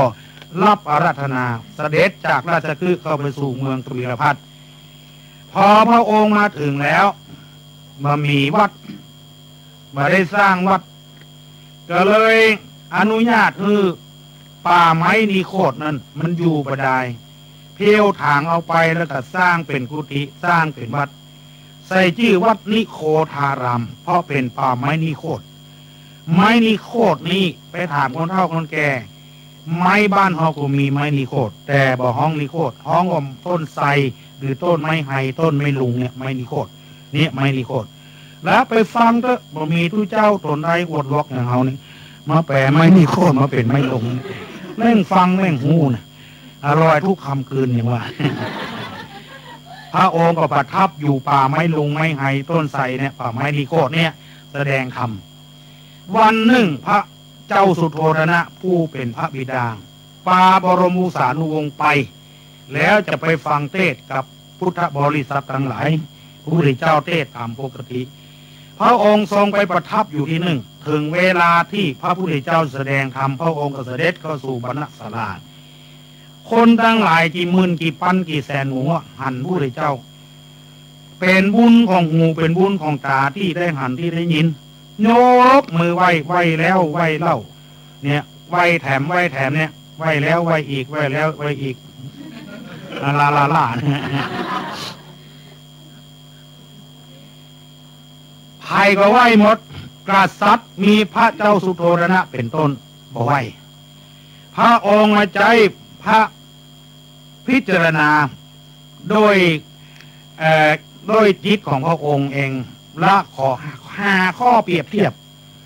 ว่าการแสดงธรรมให้คนฟังเนี่ยอย่างกับน้ำหดต้นไม้ต้องการน้ำเข้าถึงรากจะได้ดูดน้ำมันเลี้ยงลำต้นแต่ว่าถ้าหน้าดินมันแข็งน้ำที่เราลาดไปหดไปนะมันไม่ได้ผลมันจะไหลไปดื้อเนี่ยหมดคนที่มีทิฏฐิมานะถือเนื้อถือตัวมาฟังเทศย่างหน้าดินแข็งคือมันบอกเข้าใจในธรรมมันหาสาระประโยชน์มาได้อย่างเขาจะอ่านว่าป้อนหานบางคนไอ้หนานบางคนขนาดเป็นเจ้าวาดได้2-3 ปีแล้วซิกออกไปเนี่ยเมาเหล้าน้ำลายย้อยเต้ยตามบ้านตามจองงูหมดเลยสินข้อไหนก็งูละภัยทั้งหมดรับปฏิบัติมาได้คือหน้าดินแข็งนั่นนะมีทิฏฐิมานะทิฏฐิแล้วมิจฉาทิฏฐิตัวคือพิษตัวถือเนื้อถือตัวตัวเนี่ยเตื้อปัญหาโอ้ปัญหาไปวัดไปวาของลูกทั้งสิกมาไปอย่างหันแถมเนี่ยข้าก็ใกล้วัดน่ะข้าสิกออกมาว่าอย่างอี้เห็นแล้วแล้วที่หมู่น้อยหมู่นาเนี่ยหมู่ที่กินข้าวแดงแกงฮ้อนพอออกไม่ออกจะชวนคนไปจำศีลภาวนาเข้าวัดเข้าวางไปอย่างนั้นแถมใกล้วัดนี่ก็มีเป็นอย่างอี้เห็นแล้วไปอย่างนั้นแถมไปอาบน้ำฟังธรรมก็ทำผูกได้ข้ากระเต้นหมดหรอหมามีบากมาอะไรผดน้ำลายย้อยเตยแต่บ้านไปวัดแล้ววันดีคืนดีเมียด่าเล่นเนี่ยมาหาเงาเนี่ยมันตำนี้บุงี้มันมีที่อื่นบน อันเนี้ยคือมีทิฏฐิถือตัวเมื่อถือตัวแล้วน้ำทำคำสอนก็บอกเข้าใจเข้าตึกที่หูเนี่ยจะได้คือน้ำเข้าถึงหากต้องพรวนดินคนไทยว่าพรวนดินบ้านเฮาว่ากุ่นเกาเอาเสียมเอาขบอกให้กุ่นเกามันถ้าหน้าดินมันอ่อนเนี่ยน้ำจะเข้าถึงหากนี่จะต้องลดทิฏฐิมานะลดความกระด้างกระเดืองเฮามีเงินกี่10 ล้านเฮามีความรู้กี่ปริญญาหรือว่าเฮาจะมียศถาบรรดาศักดิ์ปานใดก็ถามถ้าเฮามีหมู่นี้เฮาเอามาตัวตึงมาฟังเทศน์เถื่อลองสังเกตว่าผู้ใหญ่ผู้โตนี่มาล่ำฟังเทศน์เถื่อแม้แต่พระสงฆ์พระเจ้าของเฮามีการมีงานอย่างคำเดียวเพิ่นจะเทศน์เนื้อนิมนต์เจ้าคุณนิมนต์หลวงพ่อเทศน์ทุเจ้าปากันหนีพุ่นเนี่ยนะอันนี้หน้าที่ทุเจ้านี่เป็นตัวอย่างฟังเทศน์ด้วยกันเอาศรัทธามาฟังด้วยกันทุเจ้าก็เลยมีอย่างเงี้ยหน้าดินแข็งอย่างเงี้ยก็เลยเป็นคนเหลือคนไปเหี่ยอย่างนี้ก็มีเนี่ยเพราะฉะนั้น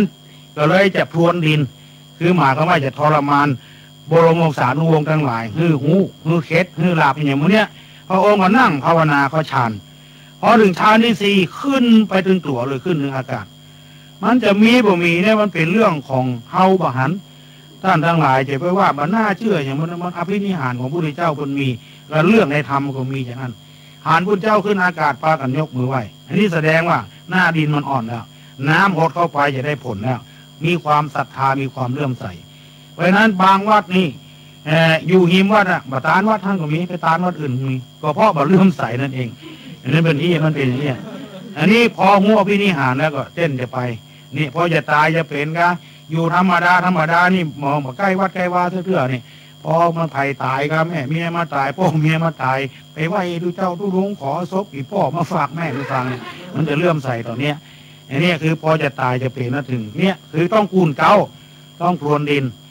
หันบรมวงศานุวงศ์ยกมือไหว้แล้วหรอกกับนี่พระองค์ก็เสด็จลงมาปรากฏการแปลกประหลาดโยมทั้งหลายมีฝนตกลงมามีสีแดงฝนนั้นนะคนใจบุญอย่างเฮานี่นะอย่างพวกออกไม่ออกที่มานั่งฟังเนี่ยนะอยู่ที่ไหนฝนก็ตกก็ใส่อยู่ในห่มในเงาตกก็ใส่จุ่มอุกเย็นใจเป็นเจ็บเป็นไข้อย่างหายหมดเป็นเจ็บหัวมัวตาก็หายหมดเป็นอย่างก็หายบรูกเสียงมันฝนตกก็ใส่มันจุ่มอุกเย็นใจและคนแห่งพวกนึงคือคนใจบาปหนาอาธรรมนั่งศูนย์ประหารมันถึงเสด็จก็ใส่เป็นอ้วกเป็นหักเป็นเจ็บต้องเจ็บไส้ธาตุพิการอาหารไม่ย่อยต้องเสียบ่อยๆเพราะธาตุพิการนี่เป็นไอหอบไอหืดไอวันโรคไอคอบวมปอกอักเสบเจ็บหน้าอกโรคเส้นประสาทเป็นกระวนกระวายเห็นล่ะภิกษุทั้งหลายพร้อมกับบริษัททั้งหลายก็หันอัศจรรย์เลยแปลกหูแปลกตาบ่เคยหันกำเตื้อก็ถามพระพุทธเจ้าว่าโฟน5นี่จี้โฟนโบกคารพัดเมื่อเราเกิดมาเป็นพระเวสสันดรในชาตินี้ชาติก่อนที่จะมาเกิดเนี่ยได้ฮื้อนางมัตสีแก่พระอินทร์ได้ฮื้อเจ้าชาลีกันหาลูกของเฮาแก่ปู่พามชูชกได้ฮื้อจ้างเผือกแก้วปัจจัยนาเคนปัจจัยนาเกียนที่บ้านเฮาว่าเนี่ยฮื้อแก่ชาวเมืองกลิงกราชได้บริจาคทรัพย์สมบัติฮื้อแก่คนยากคนจน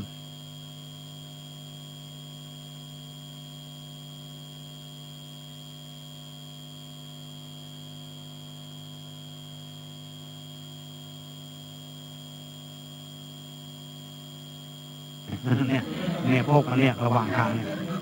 เลยใส่ชื่อเวสสันดรไปว่าระหว่างทางถ้าทำบุญเต็มที่แถมชาติหน้าก็ได้ตรัสรู้ถ้าทำมาเต็มที่ก็อย่าไปทงมโนกเนี่ยอย่างแม่ขาวอ่ะแม่ขาวมันก็กินปูอ่ะต้มน้ำเราเอาไม้ไก่เวรกรรมของใครของมันให้ปูไตไปโลกเวรกรรมมึงมีเอาเดินคนละรอบไปโลกปูไปก่อนไปล่ะตัวน้อยตกตัวใหญ่รอบมึงตัวโตต้อง2 รอบ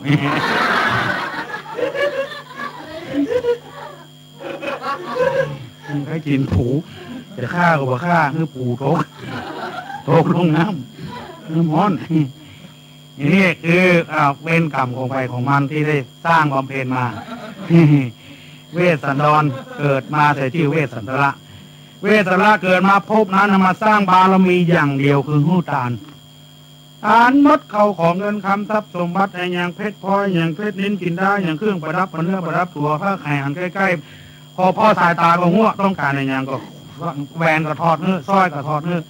เครื่องประดับประดาก็ทอดเนื้อเปิ้นว่าอย่างไรเพราะว่าอยู่กับเฮาเนี่ยมันมีความหมายเป็นพระราชามหากษัตริย์มีก็ตัวไปได้คงถึงนับถือแล้วไอ้หมู่เนี่ยมันทุกข์ยากครับโจรอยู่มันต้องการถ้ามันได้ไปแล้วมันจะขายเลี้ยงผัวเลี้ยงเมียมันเลี้ยงลูกเลี้ยงเต้ามันอย่างมั่วบางทีก็ทิศนี่กระเทิมเพื่อจะไล่ลูกออกโรงเรียนเนี่ยมันเอาแหวนไปซื้อโบงกันจะได้โป้นไหมล่ะนี่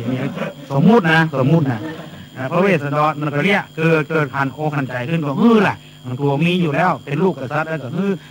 อตั้งแต่น้อยๆมาฝึกฮือลูกเดียวฮือเขาของเงินคำทรัพย์สมบัติฮือเป็นตาลใหญ่มาได้มาก็ฮือถึงวันจนใหญ่มาพอประมาณ4 ขวบ 5 ขวบจ้างตัวนั้น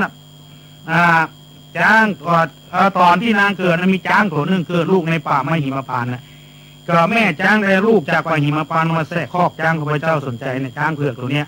เพื่อใส่ที่ว่าทำปลูกนี้ว่าทำหิมพานต์เขาได้ชื่อทำจ้างตัวนี้ก็ใหญ่ขึ้นมาพอดีเวสสันดรก็ขี้เขาจ้างตัวนั้นบ่ต้องไปฝึกไปหัดอย่างเพราะมันเป็นของเพื่อนเป็นของเพื่อนมันอยู่ด้วยกันได้เนี่ยปัจจัยจ้างปัจจัยนาเคียนหรือจ้างปัจจัยนาเคียนเนี่ยขี่คอจ้างออกบ้านออกเมืองหันอันใดเปิ่นคออันใดก็เฮือตานที่ไปให้ไปหน้าที่มันบอกบัดสังวนไว้ละคนทุกคนยากมันมีที่อยู่ที่กินก็แบ่งคือเป็นตานคล้ายๆกับว่าแบบที่บ้านจัดสรรเนี่ยคือคนได้อยู่ได้กินป่าโรคล้างป่ามีผลประโยชน์อย่างแล้วเก็บไว้ก็มีประโยชน์ก็เปิดคือคนจองคืนจองได้อยู่ได้กินกันไปบ้านเมืองก็เจริญรุ่งเรืองขึ้นมาคนก็แผ่อำนาจกระจายเข้าของเงินคำควายเอาฮื้อไปเขาก็ออกลูกเต็มบ้านเต็มจองงัวก็ฮื้อไปก็เต็มเป็นนักขึ้นเมืองก็เจริญรุ่งเรืองขึ้นไปอยู่เรื่อยๆคือตานเขาของเงินคำจนพระเจ้าสนใจเนี่ยสร้างศาลาไว้6 หลังคนโบราณบอกว่าศาลากว้านตานประตูเวียง4 ประตู4 หลังกลางเวียงทำหลัง1ที่อยู่ของเพื่อนศาลาคุ้มวัดทำหลัง1ศาลาหมู่นี้เป็นศาลาบริจาคคือเป็นตานศาลาบริจาคคือเป็นตานเข้าของเงินคำตานเทื่อหลังจนอายุ17-18 ปีพระเจ้าสนใจว่าหันว่าพระเวสสันดรเนี่ยพอจะรับผิดชอบได้แล้วก็เลยไปขอนางมัตสีอันเป็นลูกสาวสลีของพญามัตตราชอันเนี้ยมันเกิดปัญหาทกเถียงกันว่าพญามัตตราชเนี่ยนางมัตสีเนี่ยเป็นลูกของพญามัตตราชแต่แม่ของนางมัตทีชื่อว่าอย่างไรนี่อันนี้ก็มีใครค้นคว้าได้มันเป็นเรื่องราวจะได้บุ๋งแต่ว่ามีนักปราชญ์ของเราคนหนึ่งในจังหวัดเชียงใหม่คนนี้คือศาสตราจารย์มณีพยอมยงเปิ้นบอกว่าแม่ของนางมัตทีที่ว่านางมัตตาเทวีเนี่ยแต่ยะเปิ้นบอกว่าเนี่ยมัตตาเทวีคือเทวีของพญามัตตราชมันก็หมดปัญหาไปแล้วไม่ต้องไปทกเถียงนะไปขอนางมัตทีเนี่ยเอามาแต่งงานกับพระเวสสันดรอยู่กับนางมัตทีก็เกิดลูก2 คนอู้กับเมืองเขาเนี่ยเนาะไม่ต้องราชาทรัพย์ละเกิดลูก2 คนเป็นพ่อชายคนหนึ่งเป็นแม่หญิงคนหนึ่งพ่อชายใส่ชื่อว่าชาลีแม่หญิงใส่ชื่อว่ากันหาชินาเนี่ยเจ้าชาลีกับกันหาก็เป็นโอรสเป็นลูกของนางมัตทีกับพระเวสสันดรที่อยู่กัน4 กษัตริย์ของฮักกันแบ่งกันด้วยดีสืบต่อมาเอาเข้ามีเมืองหนึ่งพวกห้องเมืองกะลิงกะลาดเมืองนี้ฝนบ่ตกฟ้าบ่ห้องคนไทยว่ากะลิงกะลาดคนเมืองว่ากะลิงกะลาดมันแน่นใจนะยังจับกับกำเนี่ยมันสู้กำมาได้นะจับนี่มันหมอมมันนี่มันแน่นใจดิเมืองกะลิงกะลาดเนี่ยฝนซึ่งบ่ตกฟ้าถึงห้องน้ำจะกินก็มีน้ำจะใช้ก็มีน้ำลายจะลืมอะไรก็มีเนี่ยแห้งแล้งยิ่งกว่าเอธิโอเปียเนี่ยที่เราว่าเสียงกะลิงกะลาดเนี่ยมันแห้งแล้งตุกเสียงกะลิงกะลาดฮ้อนเสียงกะลิงกะลาดหนาวเสียงกะลิงกะลาดถ้าเสียงกะลิงกะลาดมันที่สุดมันแล้วเนี่ยเมืองกะลิงกะลาดมันแห้งแล้งน้ำบ่อนี่ขุดไปเท่าใดมันก็ถึงมีน้ำมันเป็นอย่างไรแห้งใบแห้งบอดคนเท่าคนหนึ่งขุดน้ำบ่อไว้มันจะเลิกตัวใดบ่มีภัยสามารถที่จะเอาไม้เม็ดไม้วาไปวัดได้เลิกจนมาสามารถที่จะบรรยายได้ไว้เด้อมันเลิกหมอกใดก็ไปใจพอถึงวันน้ำก็มีแต่มันไปส่องเสียมวกตก หมวกลงน้ำบ่อนะได้9 วัน 9 คืนกลับไปส่องพอหมวกยังหมดถึงโก้นน้ำบ่อยังมาหันนะเอาหูเข้าฟังลักอันนี้ที่ว่าเสียงกันลิงกระดานภายถึงมาเต้าเพียงแสนมันแห้งแล้งขนาดนั้นพายุไปได้หรอกมันเสียงกันลิงกระดานหนีที่ไหนมีน้ำปลาก็ไปอยู่หันที่ไหนม่วนกับปลาก็ไปอยู่หันอย่างคนประเทศต่างๆในไหลเข้าบ้านเข้าเมืองเอามาเวลาเนี้ยรับจ้างก็ได้เขาก็เอาหมดละวัน20 บาท30 บาทจนชาวบ้านเขาเดือดร้อนถึงวันเนี่ยจนพออยู่พอกินมันไหลเข้าบ้านเข้าเมืองบ้านเขามันเชื่องกระลิงกระลาดนะลูกเอาไปงูอย่างใดมันทุกข์ยากลำบากลำบนสักนะท่านไหนแต่คนไทยนี่แบบล่ำหนีไปอยู่หันอยู่นี่ก็มีแต่มูเนี่ยมันอยู่ระเบิดมาได้นะนั้นอยู่มาได้เมืองเขานี่ถึงมีการกั้นกันอดกันยากนั่นแหละมันน่าจะหนีกันอยู่ไปได้ก็เพราะมันบ่ม่วนตั้งใจมันหมู่นี่มันหนีเข้าบ้านเข้าเมืองมานี่เมืองกระลิงกระลาดคนก็หนีไปถึงวันคนไปขายถูกขายหาดมาที่ให้ที่นายอยู่ขายเอาเข้าชาวบ้านชาวเมืองทั้งหลายเขาไปกราบทูลพระเจ้าเมืองกระลิงกระลาดขอเดชะพญาพลเก่าชาวบ้านชาวเมืองหนีไปถึงวันแล้วมหาราชจะบ่มีพิจารณาอย่างใดคือยุติในการออกบ้านออกเมืองของชาวบ้านชาวเมืองมันยุติไปได้ล่ะเพราะมันมีน้ำมันแห้งมันแล้งไม่มีมาตรการอะไรหรือที่จะทำให้ฝนตกมีวิธีเดียวว่าประกาศคือคนถือศีลเนี่ยเจ้าพระนายปลดใจแม่ยิ่งข้าราชการบ้านเมืองอย่างเขาถือศีล8นุ่งขาวมัดเลย7 วัน 7 คืนน่ะนุ่งขาวถือศีล8จีนบ่คือกินก็ใส่อั่วเชียงใหม่เขาว่าใส่อั่วทางเมืองแปะเมืองน่านไส้กรอกน่ะเขาว่าไส้อั่วไส้กรอกไม่ทำอย่างหนุ่มมันของกินเขาหรอกมันนี่ของเขาไส้อั่วนะแล้วก็ละปูนว่าไส้โอเมนไม่เหี้ยโอ้ไม่เหี้ยละมันลำละเนาะไส้โอ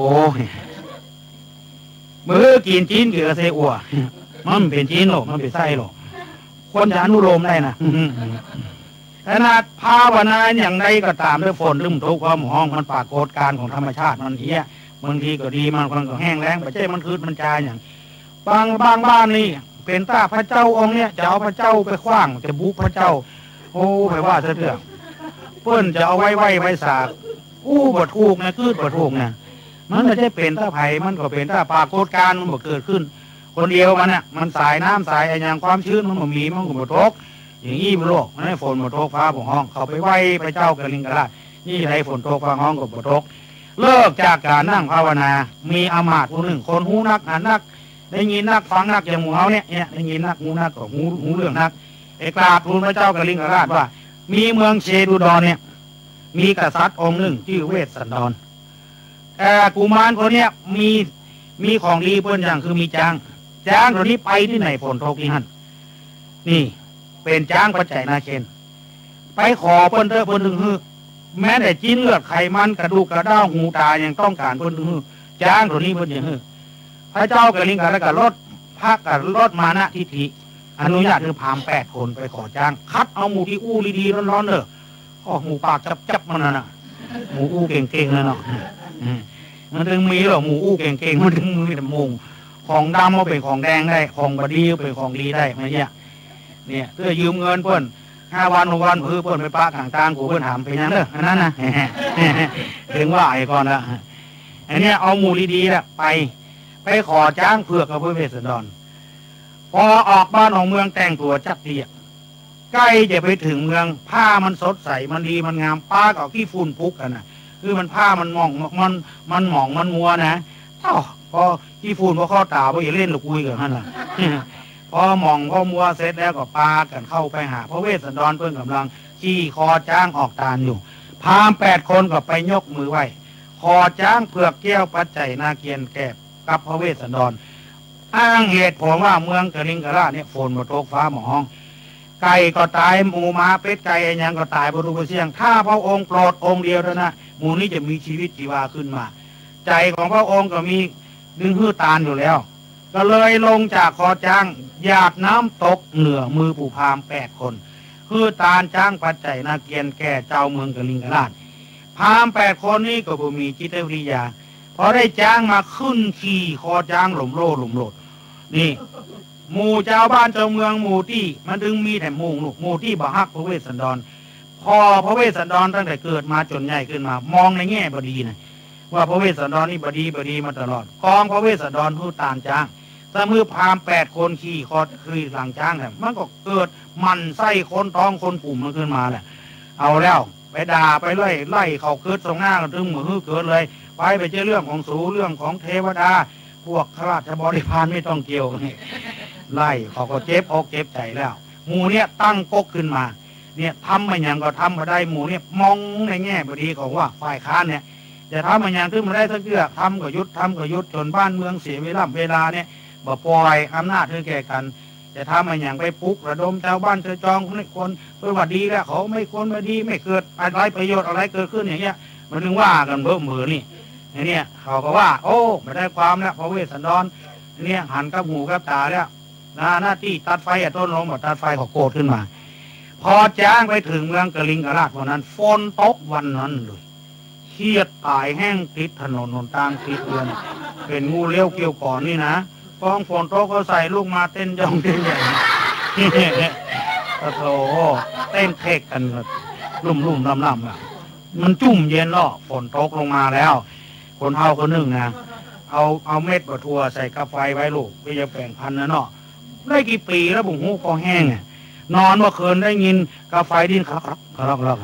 เกิดความสงสัยขึ้นมาเปิดพ่อเป็นเชื้อบะทัวจะออกงอกมันดิ้นอยู่ในกาแฟเนี่ยมันจุ่มเย็นนะหรอกขนาดเชื้อบะทัวยังลูกจะออกงอกแล้วฝนตกฟ้าร้องเมืองกลิงกราชขึ้นมาดีขึ้นมาเมืองเจดุดรนี่บดีเนอะว่าโธ่วุ่นวายแล้วเกิดฆ่าเกิดฟันกันว่าพระเวสสันดรเนี่ยข้ามบ้านข้ามเมืองไอ้ยังก็เก็บทานโอโรโอตนไปหาพระเจ้าสนใจพ่อพระเวสสันดรแม่พุทธดีนี่พ่อของพวกเนี่ยไล่พระเวสสันดรออกบ้านของเมืองเนี่ยถ้าอยู่ต่อไปตึงมาได้แล้วพอจ้างกู้บ้านกู้เมืองก็ตาลบ่ปรึกษาหรือกับพ่อกับแม่ไปอยู่ได้ยังไงดีบดีจะล้มบ้านล้มเมืองปนบัลลังก์กษัตริย์พระเจ้าสนใจนี่เป็นที่ข้าแล้วตัวเองจะเป็นกษัตริย์แต่ขนาดนี้ยังทำได้เนี่ยหมู่1หมู่2หมู่3หมู่4น่าเข้าพระเจ้าสนใจก็อย่างว่านั่นเนาะคนเฮามันหูตูบโลกฟังกล่องหน้าเดียวไม่ได้ฟังแบบกล่องหน้าหนึ่งก็เลยนี่จะได้ก็จำเป็นจำใจไล่ลูกออกบ้านของเมือง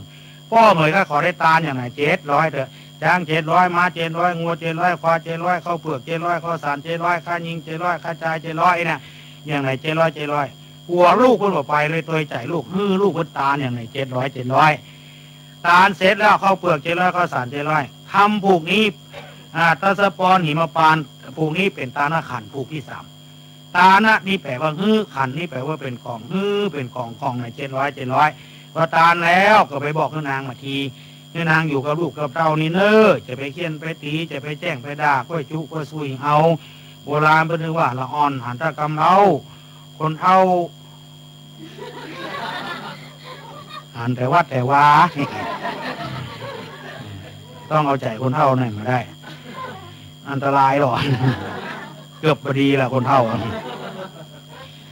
ก็อยู่อย่างที่อื่นนะเอาใจว่าคนเฒ่าหันตะกำขีนเนี่ยเนาะนี่มานั่งอูคนเฒ่าเนี่ยถึงบอกว่าคนเฒ่าหันตะกำขีนเราถึงว่านี่นางบ่ยอมขอไปโดยจนได้จนเป็นเพราะได้สัญญากันไว้จะกินดิ้งกินไส้ด้วยกันฮักกันคุ้มเท่าตาย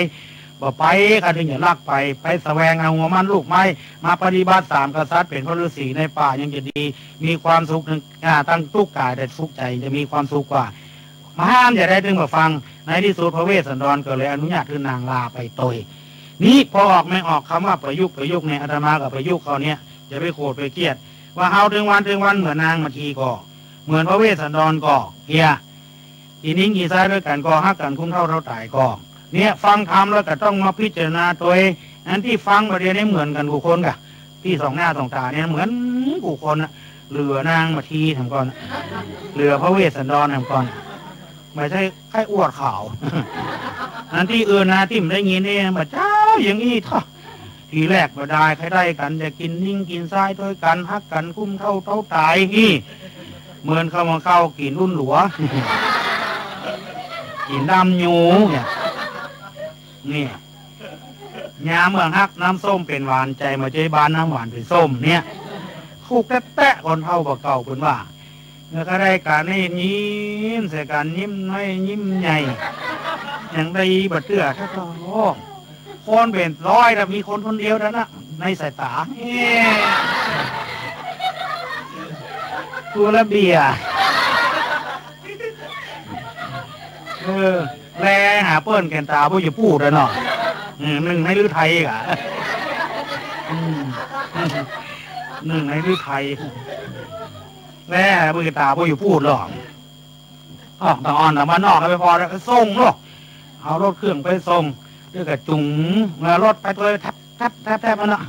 เมื่อขี้หรอกเอาใจไปแผ่ดูบ้านพุ่นเข้าบ้านผมได้เดี๋ยวจะโดนเสือเท่าเอาอยู่บ้านนะเฝ้าอยู่นั่นนะจนเพื่อนช่วยตีนช่วยมืออาบน้ำเดี๋ยวพอดับไฟมลพิษจากปิดหรอกในระหว่างนั้นทำปิดไฟยังมาเลยเป็นห่วงเธอเห็นเลยดับไฟเสร็จแล้วก็ปามามือไก่หน้าผากคือตึงตลอดเวลานี่มาได้ฟ้าจะประทานเพื่อได้มาอยู่ง่วมอยู่หามกันโอ้ขึ้นไป108นี่เป็นอย่างนี้โลกบ่เดียวนี่เมียขอส่งไปมาเข้าบ่ได้ก็ด่าหรือก่อนส่งไปดูบ้านพุ่นว่ามันนี่ดูเถอะข้าขอไหวเถอะขอไปส่งมาเข้าคอมเถอะกลัวตายละลูกนี่ไปในเฮือนน่ะอันนี้ผีเขาขอของในเฮือนน่ะแต่ก่อนส่งมาดูบ้านมันเป็นอย่างนี้ไปแล้วต้นรักดอกโศกเขาว่าโตทีแรกกันเขียนจดหมายกันรักเธอเท่าฟ้าเขียนติดหลังนั่นซ้ำนะเนี่ยติดหลังไปที่ไหนก็รักเธอเท่าฟ้ายกย่องเทิดทุนกันโอ้พระจาเป็นเทพพระบุตรไม่ยิงเป็นเทพธิดานั่นล่ะก็เทพพระบุตรในฝันแห่แหละก็พระในดวงใจไม่ยิงกับไม่เทพธิดาเนี่ยไม่เนื้อหอมว่ะหอมว่าไว้นะในโลกนี้มีเธอคนเดียวเท่านั้นหนึ่งในฤทัยอย่างว่าถ้าขาดเธอฉันอยู่ไม่ได้เธอตายฉันก็ตายพระจายเป็นเทพบุตรไม่ยิงเป็นเทวดาบ่เดียวมาอยู่กันเอาเห็นแล้วเทพบุตรเป็นวอกเทพธิดาเป็นหมาพอกูวอกเข้าเนาะนี่หรอข้ามมาแล้วก็โดนรถนี่มาจนตายมีลายหนึ่งด่าผัวมันหรอกมันก็มักเล่าอย่างเดียวกันนะผัวมันเมาเล่าเข้าบ้านมาห้ามแล้วก็เล่าเข้าโอ้มันเมามันม่วนโอ้แม่มันข้าวมันตัวที่น่วงสูงเอาบอกเอาค่ะ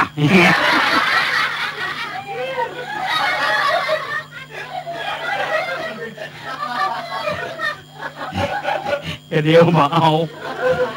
าแก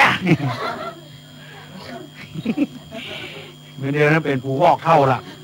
หนึ่งในบัดเตื้อแล้วตัวเป็นยังด่าผัวเป็นวอกเป็นเทพธิดาให้ห้าเทพธิดาเป็นเมียวอก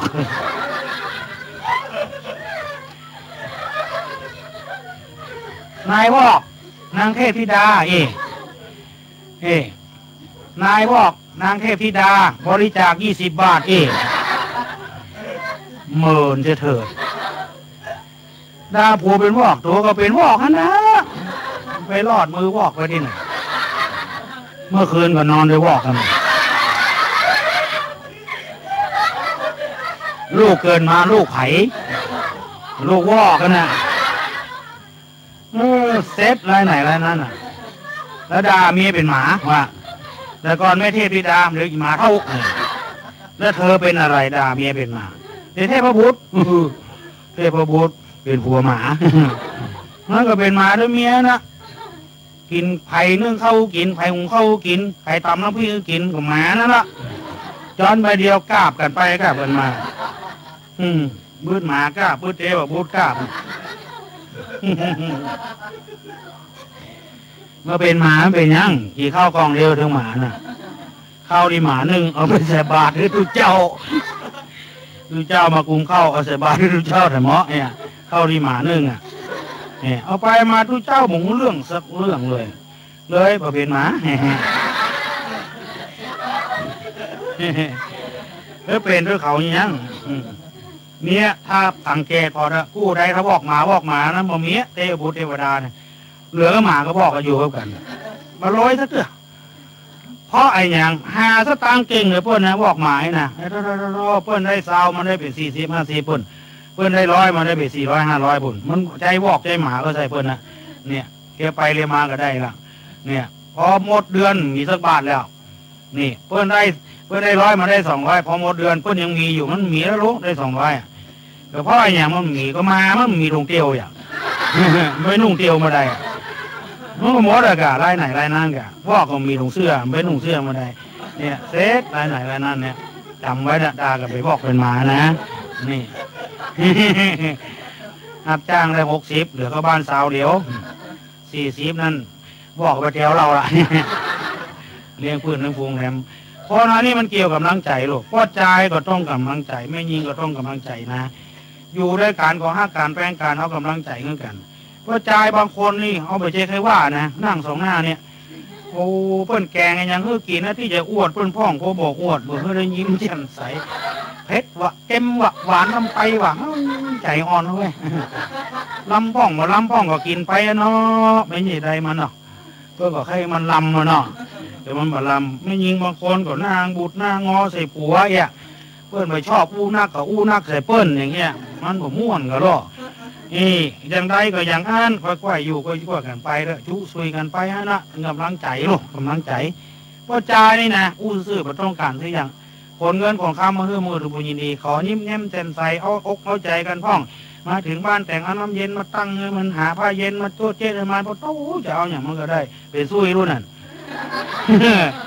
แต่เราต้องการความอ่อนโยนอ่อนไหวเนาะ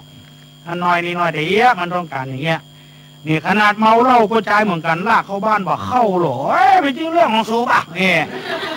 เข้าไปบ้านเหี้ยไปเมาเฮ้ยเนี่ย5 คน6 คนบอกเข้าสักคนเนี่ยไปจีกี่ข้างเมียไปมาหาไม่มีอย่างนั้นเอามือลูบใจลูบเหนือไปเข้าบ้านเขาไปไปเห็นน่ะไอ้บ้านเมืองหลอ่อนเขาก็คล้องขี่เข้าน่ะตัวมาหน่อมอ่ะเอามือเกาะหูเตียวนะ2 นิ้วหรือไปมีบะมีแหงเนี่ยลากเข้ามาอย่าเพิ่งจุ่มไก่นี่เตยก็มาน่อมเนี่ยเราไปด่าคำฮั่นโดนตบลายไหนลายนั้นไปด่ามันคำฮั่นก็ไปตาวของบ้านบนอย่างนี้ได้กันเนี่ยของบ้านหมดเถอะนี่จุซุยกันกระจายมีความอ่อนโยนเนาะมีหมอหนึ่งนะเมียมันตายอ่ะโอ้ให้หาเมียมันโลให้หูกิด10 วันวะก้าให้อักมองอักอย่างนั้นนะไผ่มาจุดักมาดักเขาจุกรำคาญน่ะดูเจ้ามาจุก็มาดักผู้ชานมาจุมาดักมันดักทุกคนน่ะมันก็เดินหาเมียมันหรอกเขากึดใจได้ไปจีอีล่าน้องเมียมันเนี่ยไปจุเท่าอีล่ามันจ้างอู้หรอกน้องเมียมันนะเมื่อให้มีลวดลายแล้วเขาว่าให้กันเมืองไงนะให้กันเมืองจีอีล่าไปจุหรอโอ้พี่ใจหน่อยดีดูปะย่องก็ผอมได้เป็น10 วันว่าเปิ้ลไปเมื่อคืนไงแถมอีพี่มาให้หายเปิ้ลน้องคือคนถ่ายโลกเนี่ยอาการให้การเนี่ยก็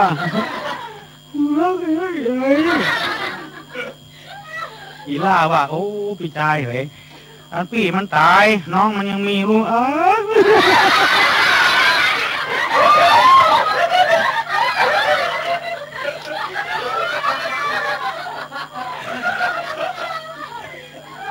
ให้อยู่ในแต่ดักปิดแหละดักปิดเลย